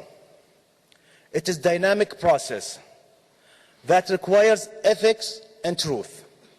After all, isn't that what peace is all about? Talking from a scientific community, one of our most important things is to teach is ethics. Again, same principle in religion. We make sure that our work follows certain ethical guidelines, never to start and end with misleading information, numbers, and results. The same line thinking exists in the role of religion. Today, as we stand in UNESCO, we also can see that UNESCO holds the same missions and goals: superb education, better quality of life, the preservation of culture and environment. We know all that serve in better humanity as well. So, can science and religion coexist in peace? Yes. Not only they can coexist, they can both in different forms help flourish a world of peace. They may have a separate roles, but they do share the same ethics, the same search for truth. Each name, each religion, each theory on those two lists we looked today made a significant contribution to humanity. They are both part of humanity's history and culture. And both will continue to evolve humanity, spirituality, emotionally, physically, and most importantly, ethically. Finally, I would like to thank you for your time and your participation. May we all be blessed with peace, good science, and humanity. Thank you.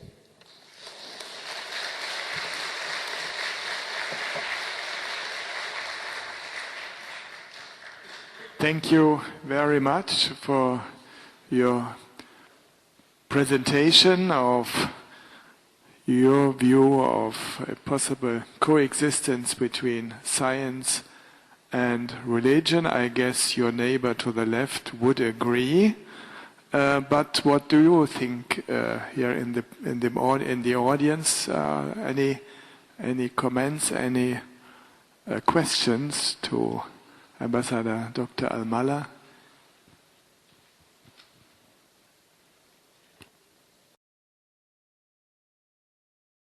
So I have the impression that there's no, let's say, protest against this this presentation. To the contrary, please. Yeah.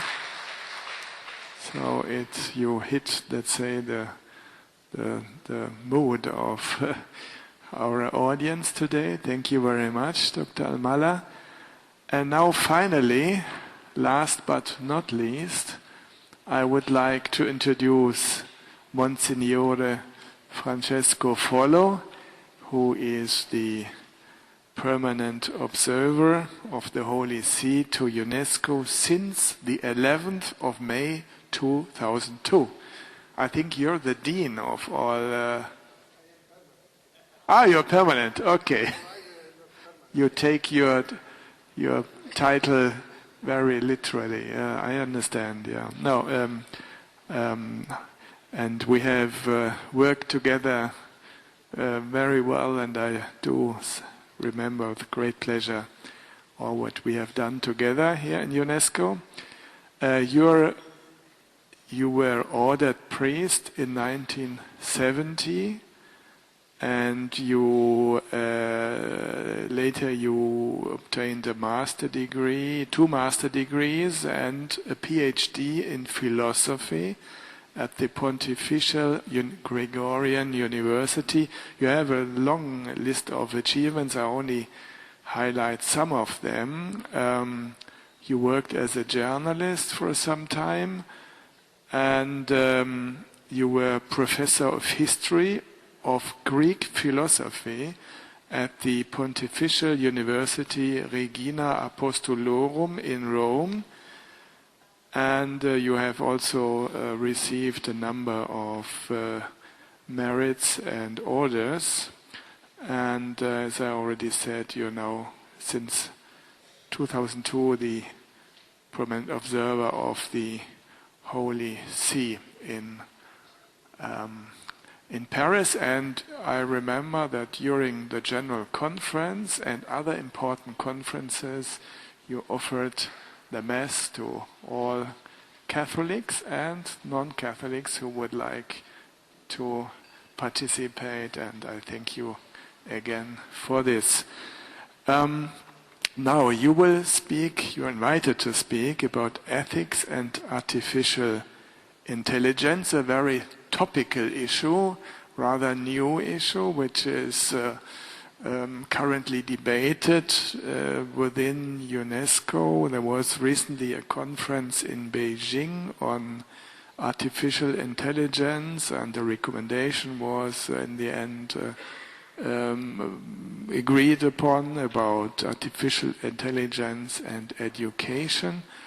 And the executive board in its spring session recommended to the upcoming General Conference, so the conference of all member states of UNESCO, to agree on a recommendation on artificial intelligence. And indeed, I think within the UN system, UNESCO is, let's say, on the forefront in order to give some guidelines, in the end I would say ethical guidelines, how to make good use of this, of artificial intelligence. I think many of you know, this idea is not new. There are films of artificial human beings which in the end usually turn out to be very cruel and inhuman.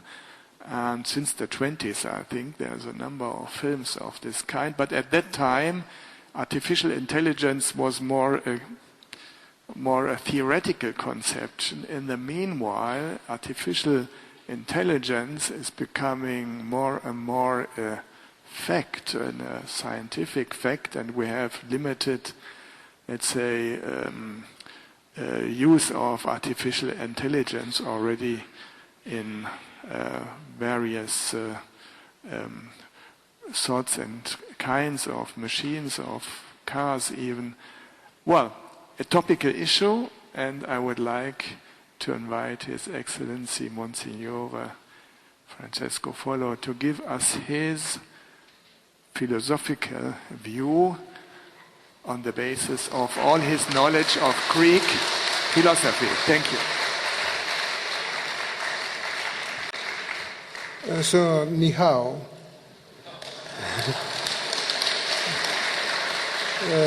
Good afternoon. I say as Italian, I should say buongiorno, but as a Vatican citizen, I should use Latin. It's ave.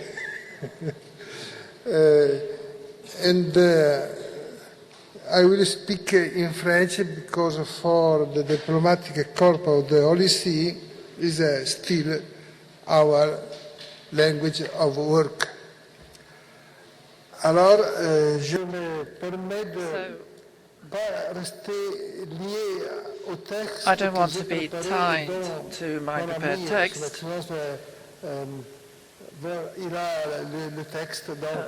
My friend the chair has the text, so I'm not going to cheat. But I'd like to target a few words which will help us in our debate, particularly in the light of what the Ambassador of Kuwait has said. And I share 99% of what he said. Because it's not the science and the religion, on my view. The problem is not science and religion. The faith and reason are the true debate.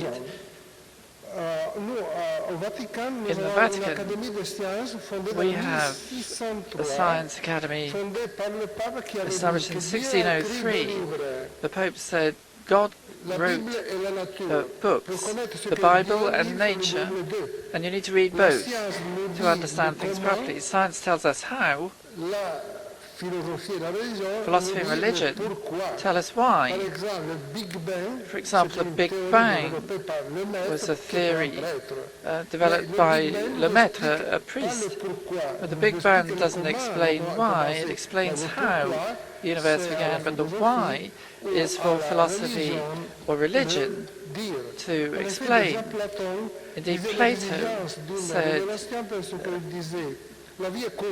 life is short. Even if we live 150 years, life is still short. And he postulated the existence of a relationship, the real problem, which the Ambassador of Kuwait has recalled. And Professor Montagnier also prompted me to ask a question. How does one define biology? It's a real debate. Water is a subject for biologists. Stone is a subject for biologists. You need to decide and agree on terms. My concern, if I go beyond my time, please stop me, Michael. The key is to define the words. You need to agree on what the words mean. Now, there are questions which we have, some which are unavoidable, as Augustus said. The great questions may have short answers, but they require an answer which may come from different religions or philosophies. And even science, in my opinion, has its own philosophy. And I talked about the need to bind philosophy and nature, and the very word science. I have to defend my work as a philosopher, not so much as a priest. The key word is science. Science means knowledge. Philosophy is knowledge with a method for researching causes, and pitting science and philosophy against each other should be stopped. Philosophy and religion and science are actually complementary. You shouldn't pit them against each other. There have been problems on each side. But if you only have faith, then you can burn people at the stake. But if you only have reason, you're going to cut people's heads off. So there are diseases of faith and diseases of reason, and the two can help each other and cure each other, to treat each other, to develop human beings to live properly in society. And then you have the word ethics. Ethics is a word which comes from the Greek ethos. But in Greek, ethos has two meanings. Not just morality. If you use the Greek letter eta, not epsilon, eta means a house.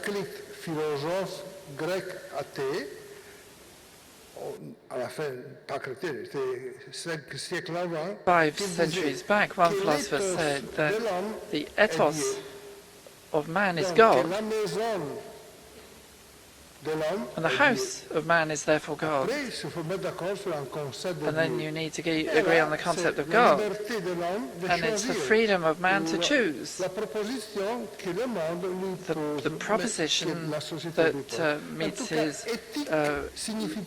inclinations. But ethics does not just mean a teaching manual. We're not just a machine that needs school books or manuals to know how to proceed. Ethics culminates in virtue, and it's not just a case of sticking a label on something. I'm proposing morality, which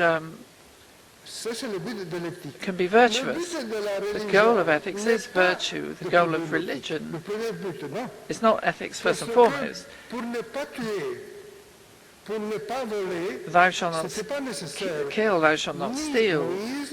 You didn't need Moses, Christ or Muhammad to say that. It was already in Marabi's code.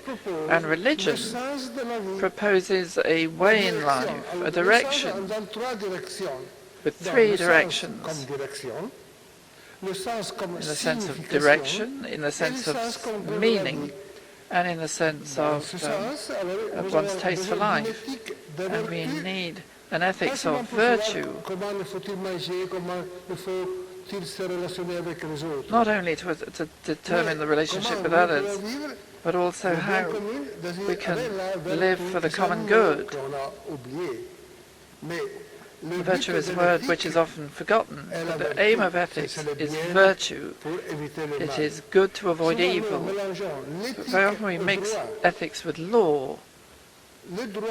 Law tells us what is right and what is wrong.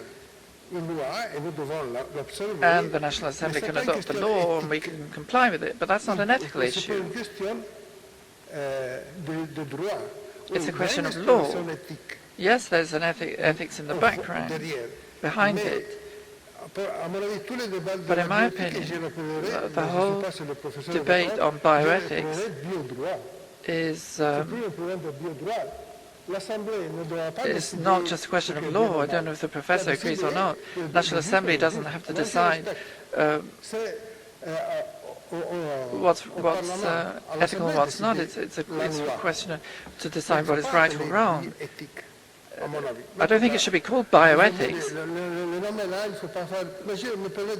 when it comes to the law. But I wanted to make clear that the issue is not a question of good and evil. Law is.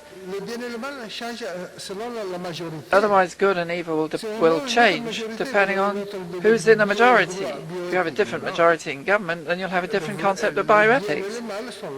That's where good and bad comes in. So we need to be helped to learn to live properly with virtue.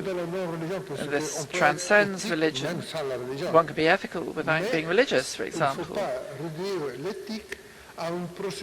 But you shouldn't reduce ethics just to a procedure or to the highway code and rules. Now the word intelligence, intus legeris is what it meant, is what it was in Latin, which is to read into something.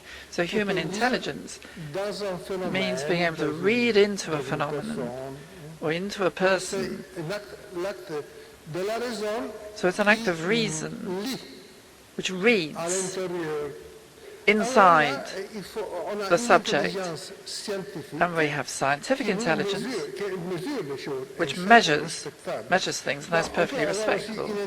But you can also have intelligence not just in terms of measurement, but in opening up to truth. So I champion intelligence, not as a Catholic priest now, but as a philosopher I'm speaking. It's a question of openness of mind, open-mindedness. Now, why is the word artificial used in this context? Well, it's bandied around and abused, I think, as a term, because the wrong word in this term is intelligence. We're talking about machines. When I did my doctorate in the theory of languages,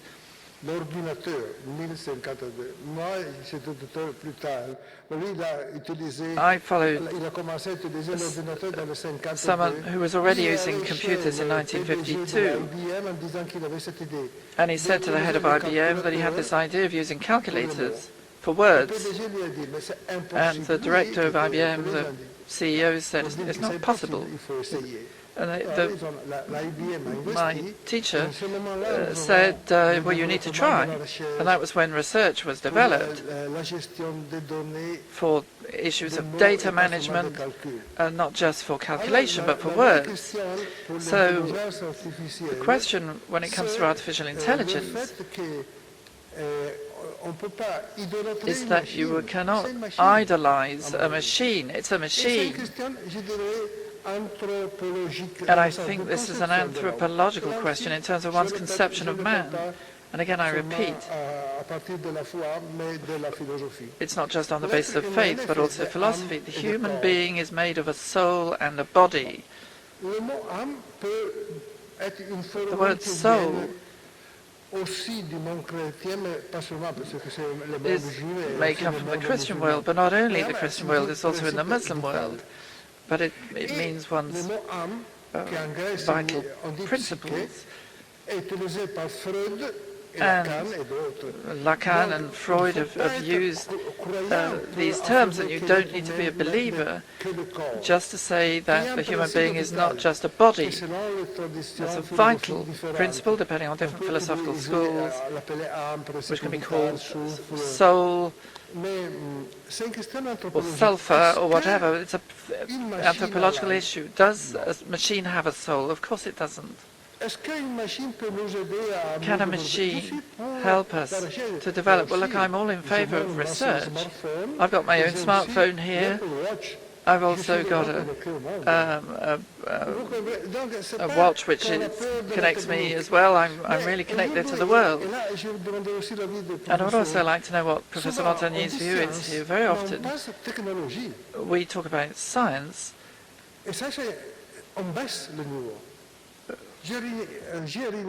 and not when we really mean technology. Technology is not necessarily science. Science is on a higher plane. So I want to clarify these terms, because I think that's useful for a genuine debate and genuine reflection. Être contre le progrès comme moi, je me permets de défendre mes amis chinois. J'aime pas qu'ils utilisent le mot médecine traditionnelle. I don't want to see the term traditional medicine used, for example, and I defend my Chinese friends. It's Chinese medicine. Western medicine is also traditional. Traditional means it comes from the past. But that's another debate. You need to be careful with words and terminology. travailler ensemble pour améliorer, tant mieux. If two doctors can get together to improve things, so much the better. Sinon, c'est une façon, surtout par le fait par les Or Occidentaux, two medicines can help each other, so much the intégrer les better. autres. En disant intégration signifie que moi, je And suis that can mean meilleur que integrating Si vous, aspects vous of pouvez others, intégrer moi. but one shouldn't stand above the other. Alors, Integration in that sense can mean bon, je m'arrêterai pour ouvrir le débat si j'ai encore le temps. dominating Je the peux other. parler encore pour une autre I 30 could minutes, mais je ne veux pas abuser stop de la here. I patience don't de want Madame to Moulin. abuse my friend Mr. Worbs' time. Do I have any more Je peux time? m'arrêter, hein. I can stop here if you want. Alors, en tout cas, merci. Well, thank you. C'est important de clarifier les mots. It's important to clarify words. Oh, I can continue. Non, vous savez Well, qu'il y avait Voltaire You remember Voltaire, Voltaire, un philosophe the great français, French qui philosopher, disait que who said les discours de prêtres, that c'était comme l'épée de Charlemagne. the speech of a priest is like Charlemagne's foot, where a man is flat. And I'm trying to show you the reverse. On veut alors toucher la question de l'intelligence So now we want to artificielle. go on C'est une to question artificial intelligence. anthropologique, And I de said conception it's an de l'homme. anthropological issue of one's C'est une question conception aussi of man. psychologique, It's also a psychological question. parce que si l'homme n'existait pas, Because if man didn't exist, pas que le prêtre soit au chômage, it's not mais just le the priest psychanalyste et le that would be psychologue, unemployed. et le The psychiatre. psychiatrist and the Donc, c'est une psychologist chose would qui be existe. unemployed as well. C'est vrai. Isn't that true? Merci. Il faut un peu ça dire, alors, en plus, c'est la conscience. And then you have the Si question of l'ordinateur, conscience.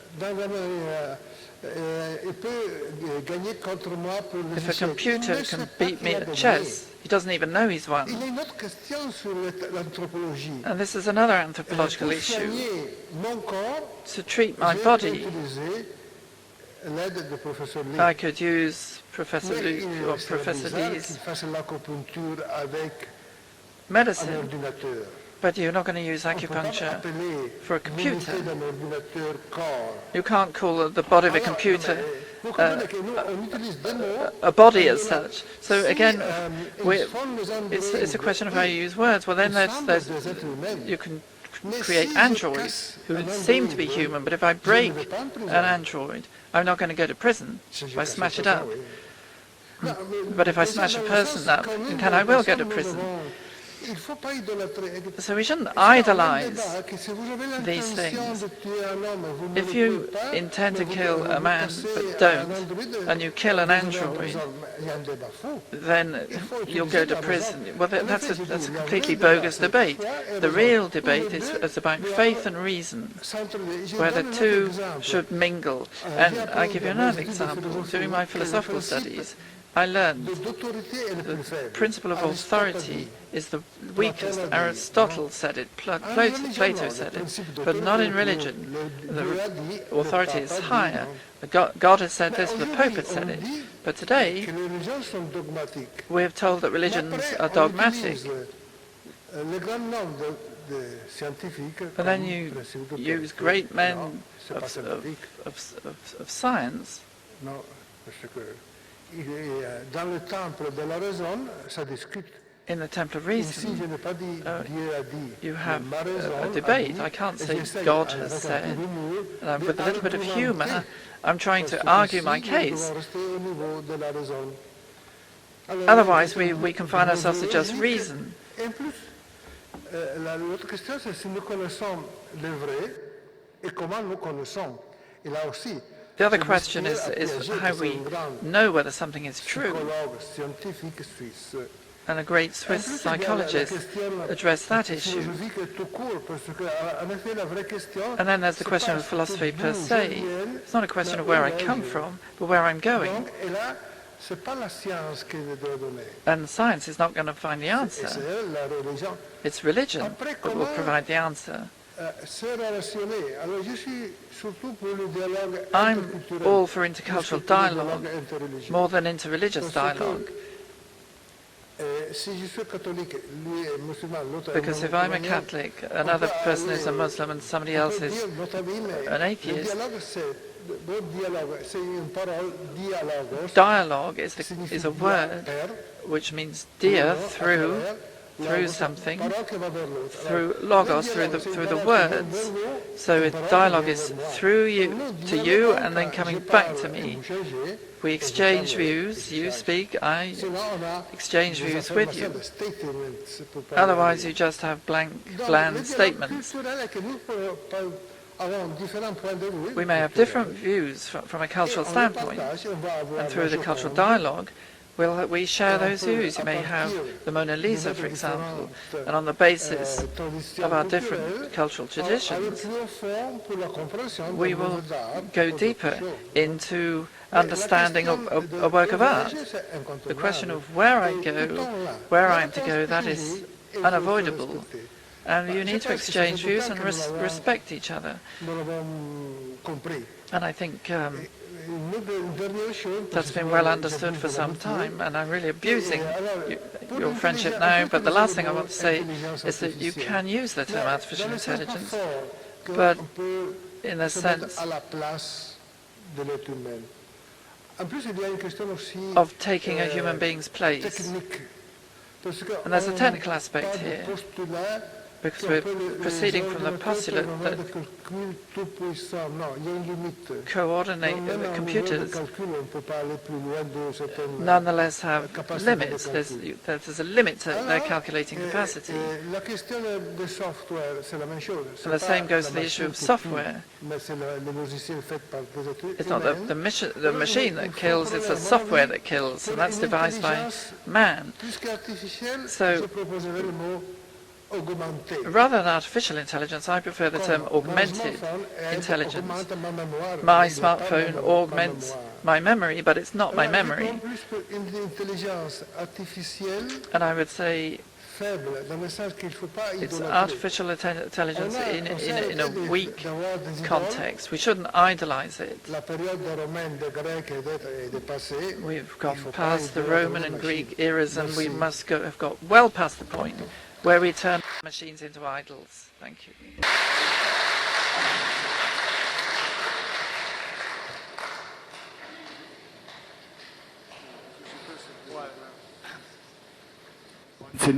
Monsignor Francesco Follo, thank you so much for your inspiring intervention. You sent me a perfect paper on artificial intelligence, and now you have broadened it into many other fields, and I think it was really inspiring. And I should mention that you worked for 12 years for a magazine of the Jesuit San Fedele Center in Milano, so we know where your wisdom is coming from.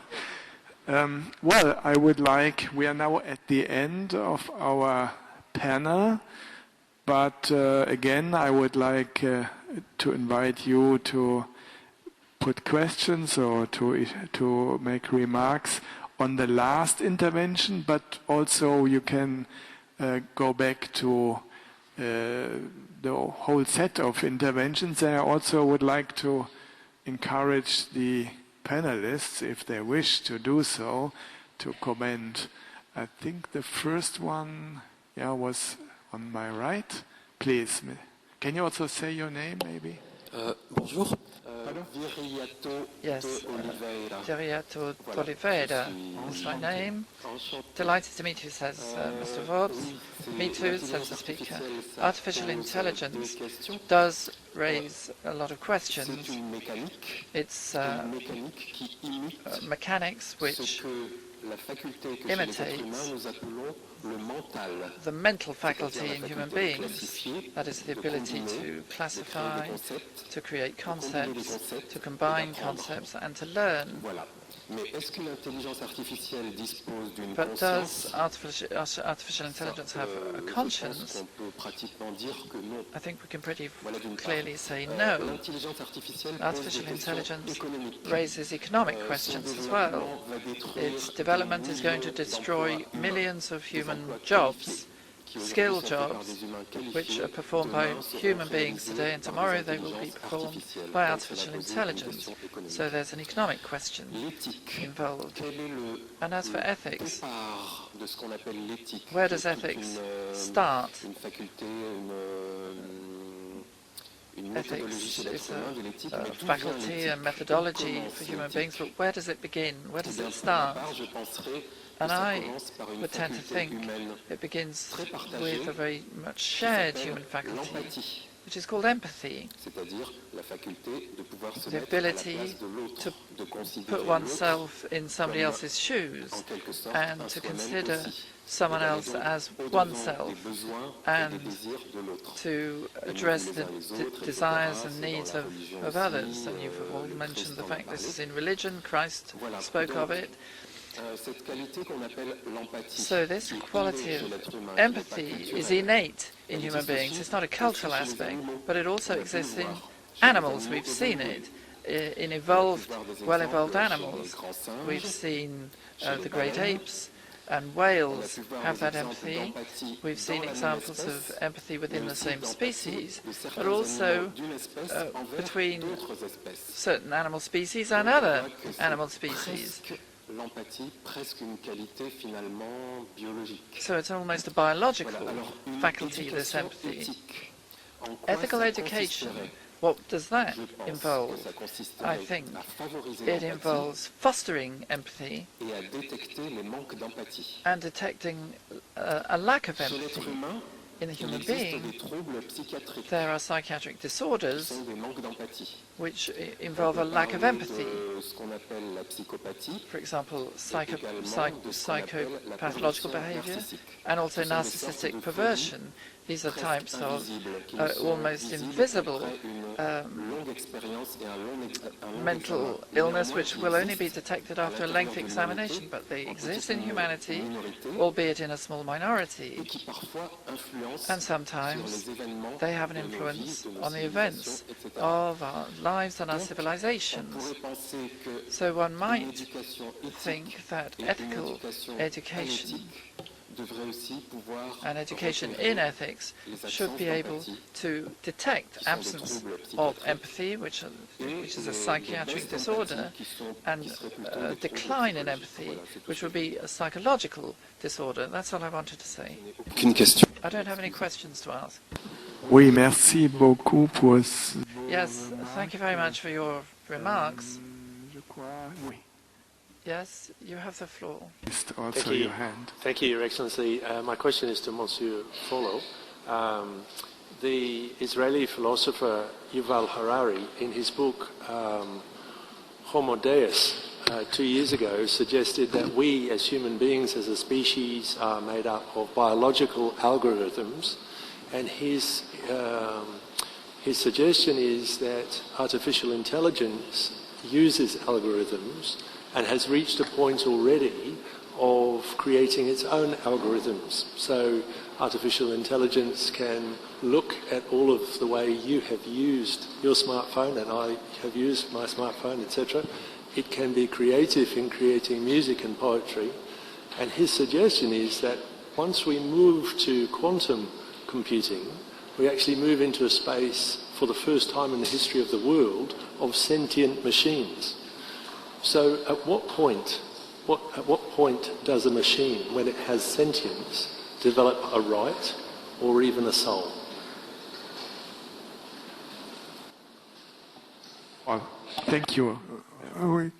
Donc, Excellence, vous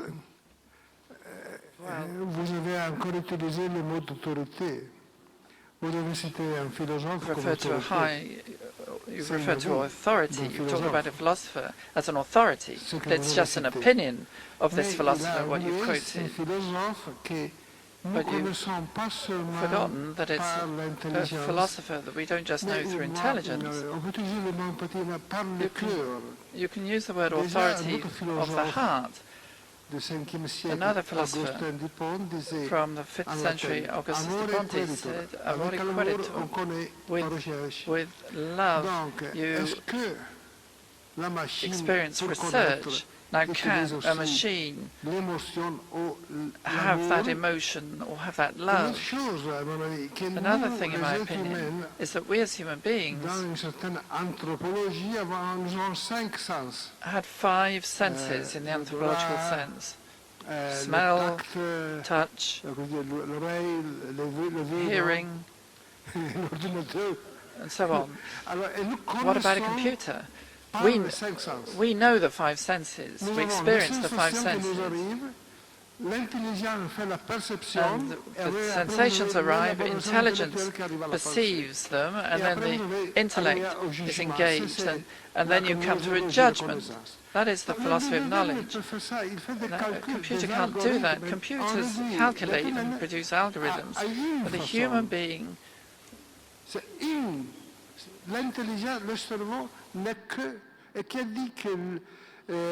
has its own way of reacting. Intelligence is not just one's brain. And knowledge is not just calculation. The prejudice behind this, what this philosopher is saying, in my opinion, this is just my opinion, and I don't think one should be dogmatic, otherwise I'd be contradicting what I've been saying. But that is how I view what he said. Don't know if that answers your question. There's a limit. The question of soul. In Jewish culture and philosophy, in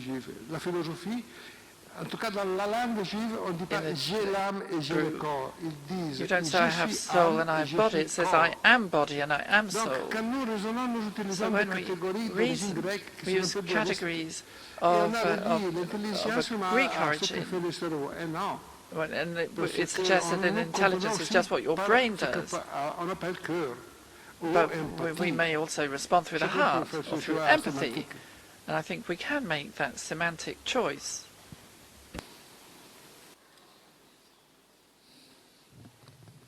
Thank you. I saw several requests for the floor, but I would like to give the floor to Professor Montagnier, who has already asked for it. Very briefly, je voudrais dire qu'il ne faut pas oublier que Briefly, I'd like to say that intelligence exists in nature outside of human beings. There is a kind of natural intelligence. This includes the parasites around us, which don't have the same kind of calculated intelligence that our brain does, but it still arrives at the same result. That is the adaptation to change. And bacteria, in this sense, are actually faster to adapt to the environment than we are. On the other hand, our society is changing at an accelerating pace. And just in my life, over the course of a few years, I have seen a host of changes. We are like a high-speed train barreling forward, but it could derail at any moment. And that is why we have to ensure that we have certain things to guide us, religion, ethics, but also a kind of so-called ethical conscience, so to speak. A group of people who have power, education, knowledge, who are trusted by the population. And we have to be aware of this. Thank you, Professor Montagnier. Well, I have seen you, and I think there's... Please, take the floor. Thank you. I just want to say, I think we probably have to be careful with any sort of model or artificial intelligence. I mean, I guess I'm going back to my earlier point about the financial crisis. If you look at what happened to the financial market, it was a result of following model blindly. We used the model to create what is called the MBS securities and all the pricing models. And we have no ethical elements in those models. The models doesn't take into account the fact that people who shouldn't borrow. The fact that people who lose their houses will have to sleep on the street. They have no such element in the model or pricing process. And that's exactly what happened. And I think the problem is people blindly follow what the model has to tell them. I mean, we don't run out of examples of seeing people follow the GPS and drive into a lake, I think. So I guess I'm not sure if it's a question or comment, but is any suggestion to fuse this problem or the solution to this blindly following model into our education? Because surely this is a sort of a science-heavy, either social science or natural science, a science-heavy education system at the moment. So how do we fuse this issue into education? Thank you. I'm not sure who to ask, but maybe Mr. Worbs can decide. Thank you for your remarks. Can you, before concluding, can you tell us your name or just... My name? Right. Yes. I'm not getting arrested, am I? Sorry? I'm Xicheng Liu. I teach finance and economics at Swansea University in the UK. Okay, thank you. Thank you very much. The lady on the right, can you also tell us maybe your name? Bonsoir. Bonsoir. Good evening. I just have a question. What do we need to do so that the collective artificial intelligence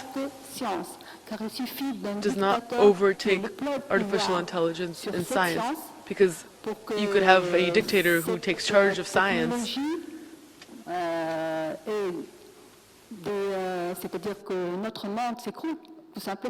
That would lead to the destruction of our world. I don't know if you understand my question. What I mean is, collective artificial intelligence is a kind of nexus of the civil society,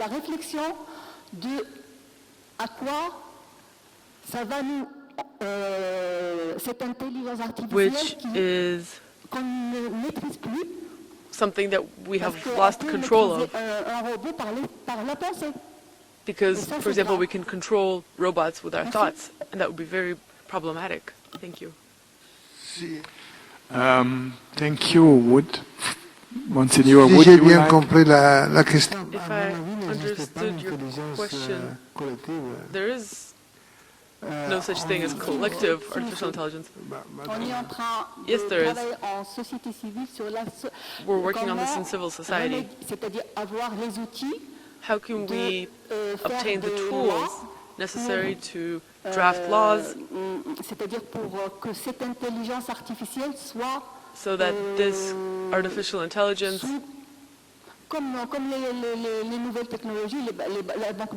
just like new technologies or databases, how can it be regulated by laws? We have to have laws which will regulate artificial intelligence, otherwise we will see the end of the world come about. Imagine a dictator who takes over the machines. What will happen? Madame, votre avis, c'est comme le mien. Well, I think that we have similar... We are talking about similar topics. We have different viewpoints, though. For now, there is no such dictator. Education is one path. What criteria can we use to make an assessment? Well, the answer is education. Because today there's this phenomenon of fake news, and when I read it, I can understand that it's fake news. Educated people know that Wikipedia is not the Bible. But I don't think the problem is as serious as you say. And I like to say that we should be careful what we mean by the West, because if you're in California, then China is to the west of California.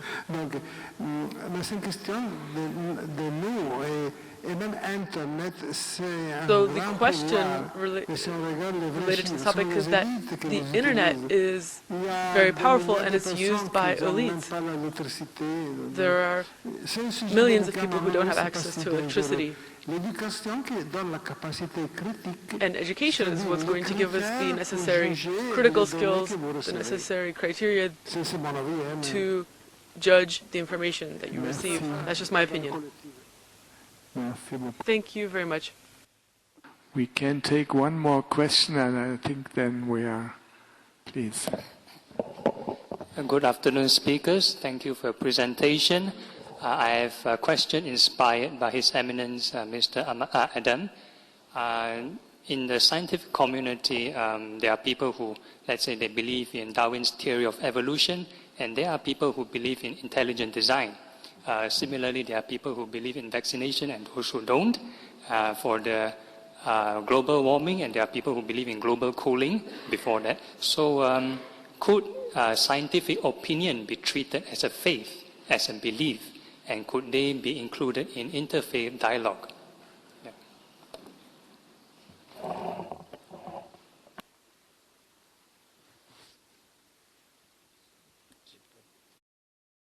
Hello. Very interesting questions, and thank you for that question. I think, what we think, or what I think personally, that there are two different things that complement each other. We should not focus to use one thing to prove or disapprove the other one. That's the message I would like to see. Is simply like looking for the glass of water for his, the professors. Some people will say it's half full, some people say half empty. And that's half full, half empty. It's reflect your emotional feeling. And I think, if you can positive, you say it's half full, that will give you more scientific thoughts, more relaxing. Then you said, whoever designed that glass, his calculation was not correct. His glass design should be half of the size of that design. So I can save the raw material and make it more environmentally. So back to your questions, I think, we are focused so much trying to connect these two things, where I think they are, both of them help humanity in own separate way. Like I said in my speech, both of them are dynamics. There are things change with time. And we cannot try, because they're dynamics, one might change in different frequency than the other one. So you don't want to, have them hold together, connect them together, because then we might have abuse or misuse of it. Thank you. Well, thank you very much. I would like to thank all the panelists for their really inspiring presentations on very different subjects, but the general topic was science and ethics, and I hope the audience has appreciated and will continue to reflect on the issues introduced today. So I would like to conclude the panel on ethical science for harmony, and then after maybe a short interval, there will be the conclusion speech by Venerable Master Ching Kung. Thank you very much.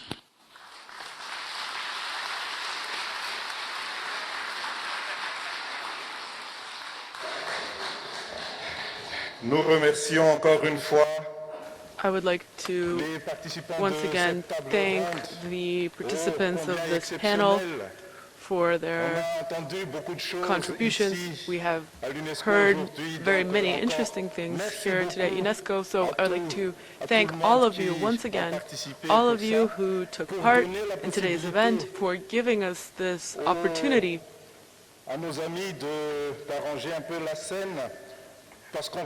And I would like to give our friends some time to set up the stage so that we can move on to the concluding stage of our conference.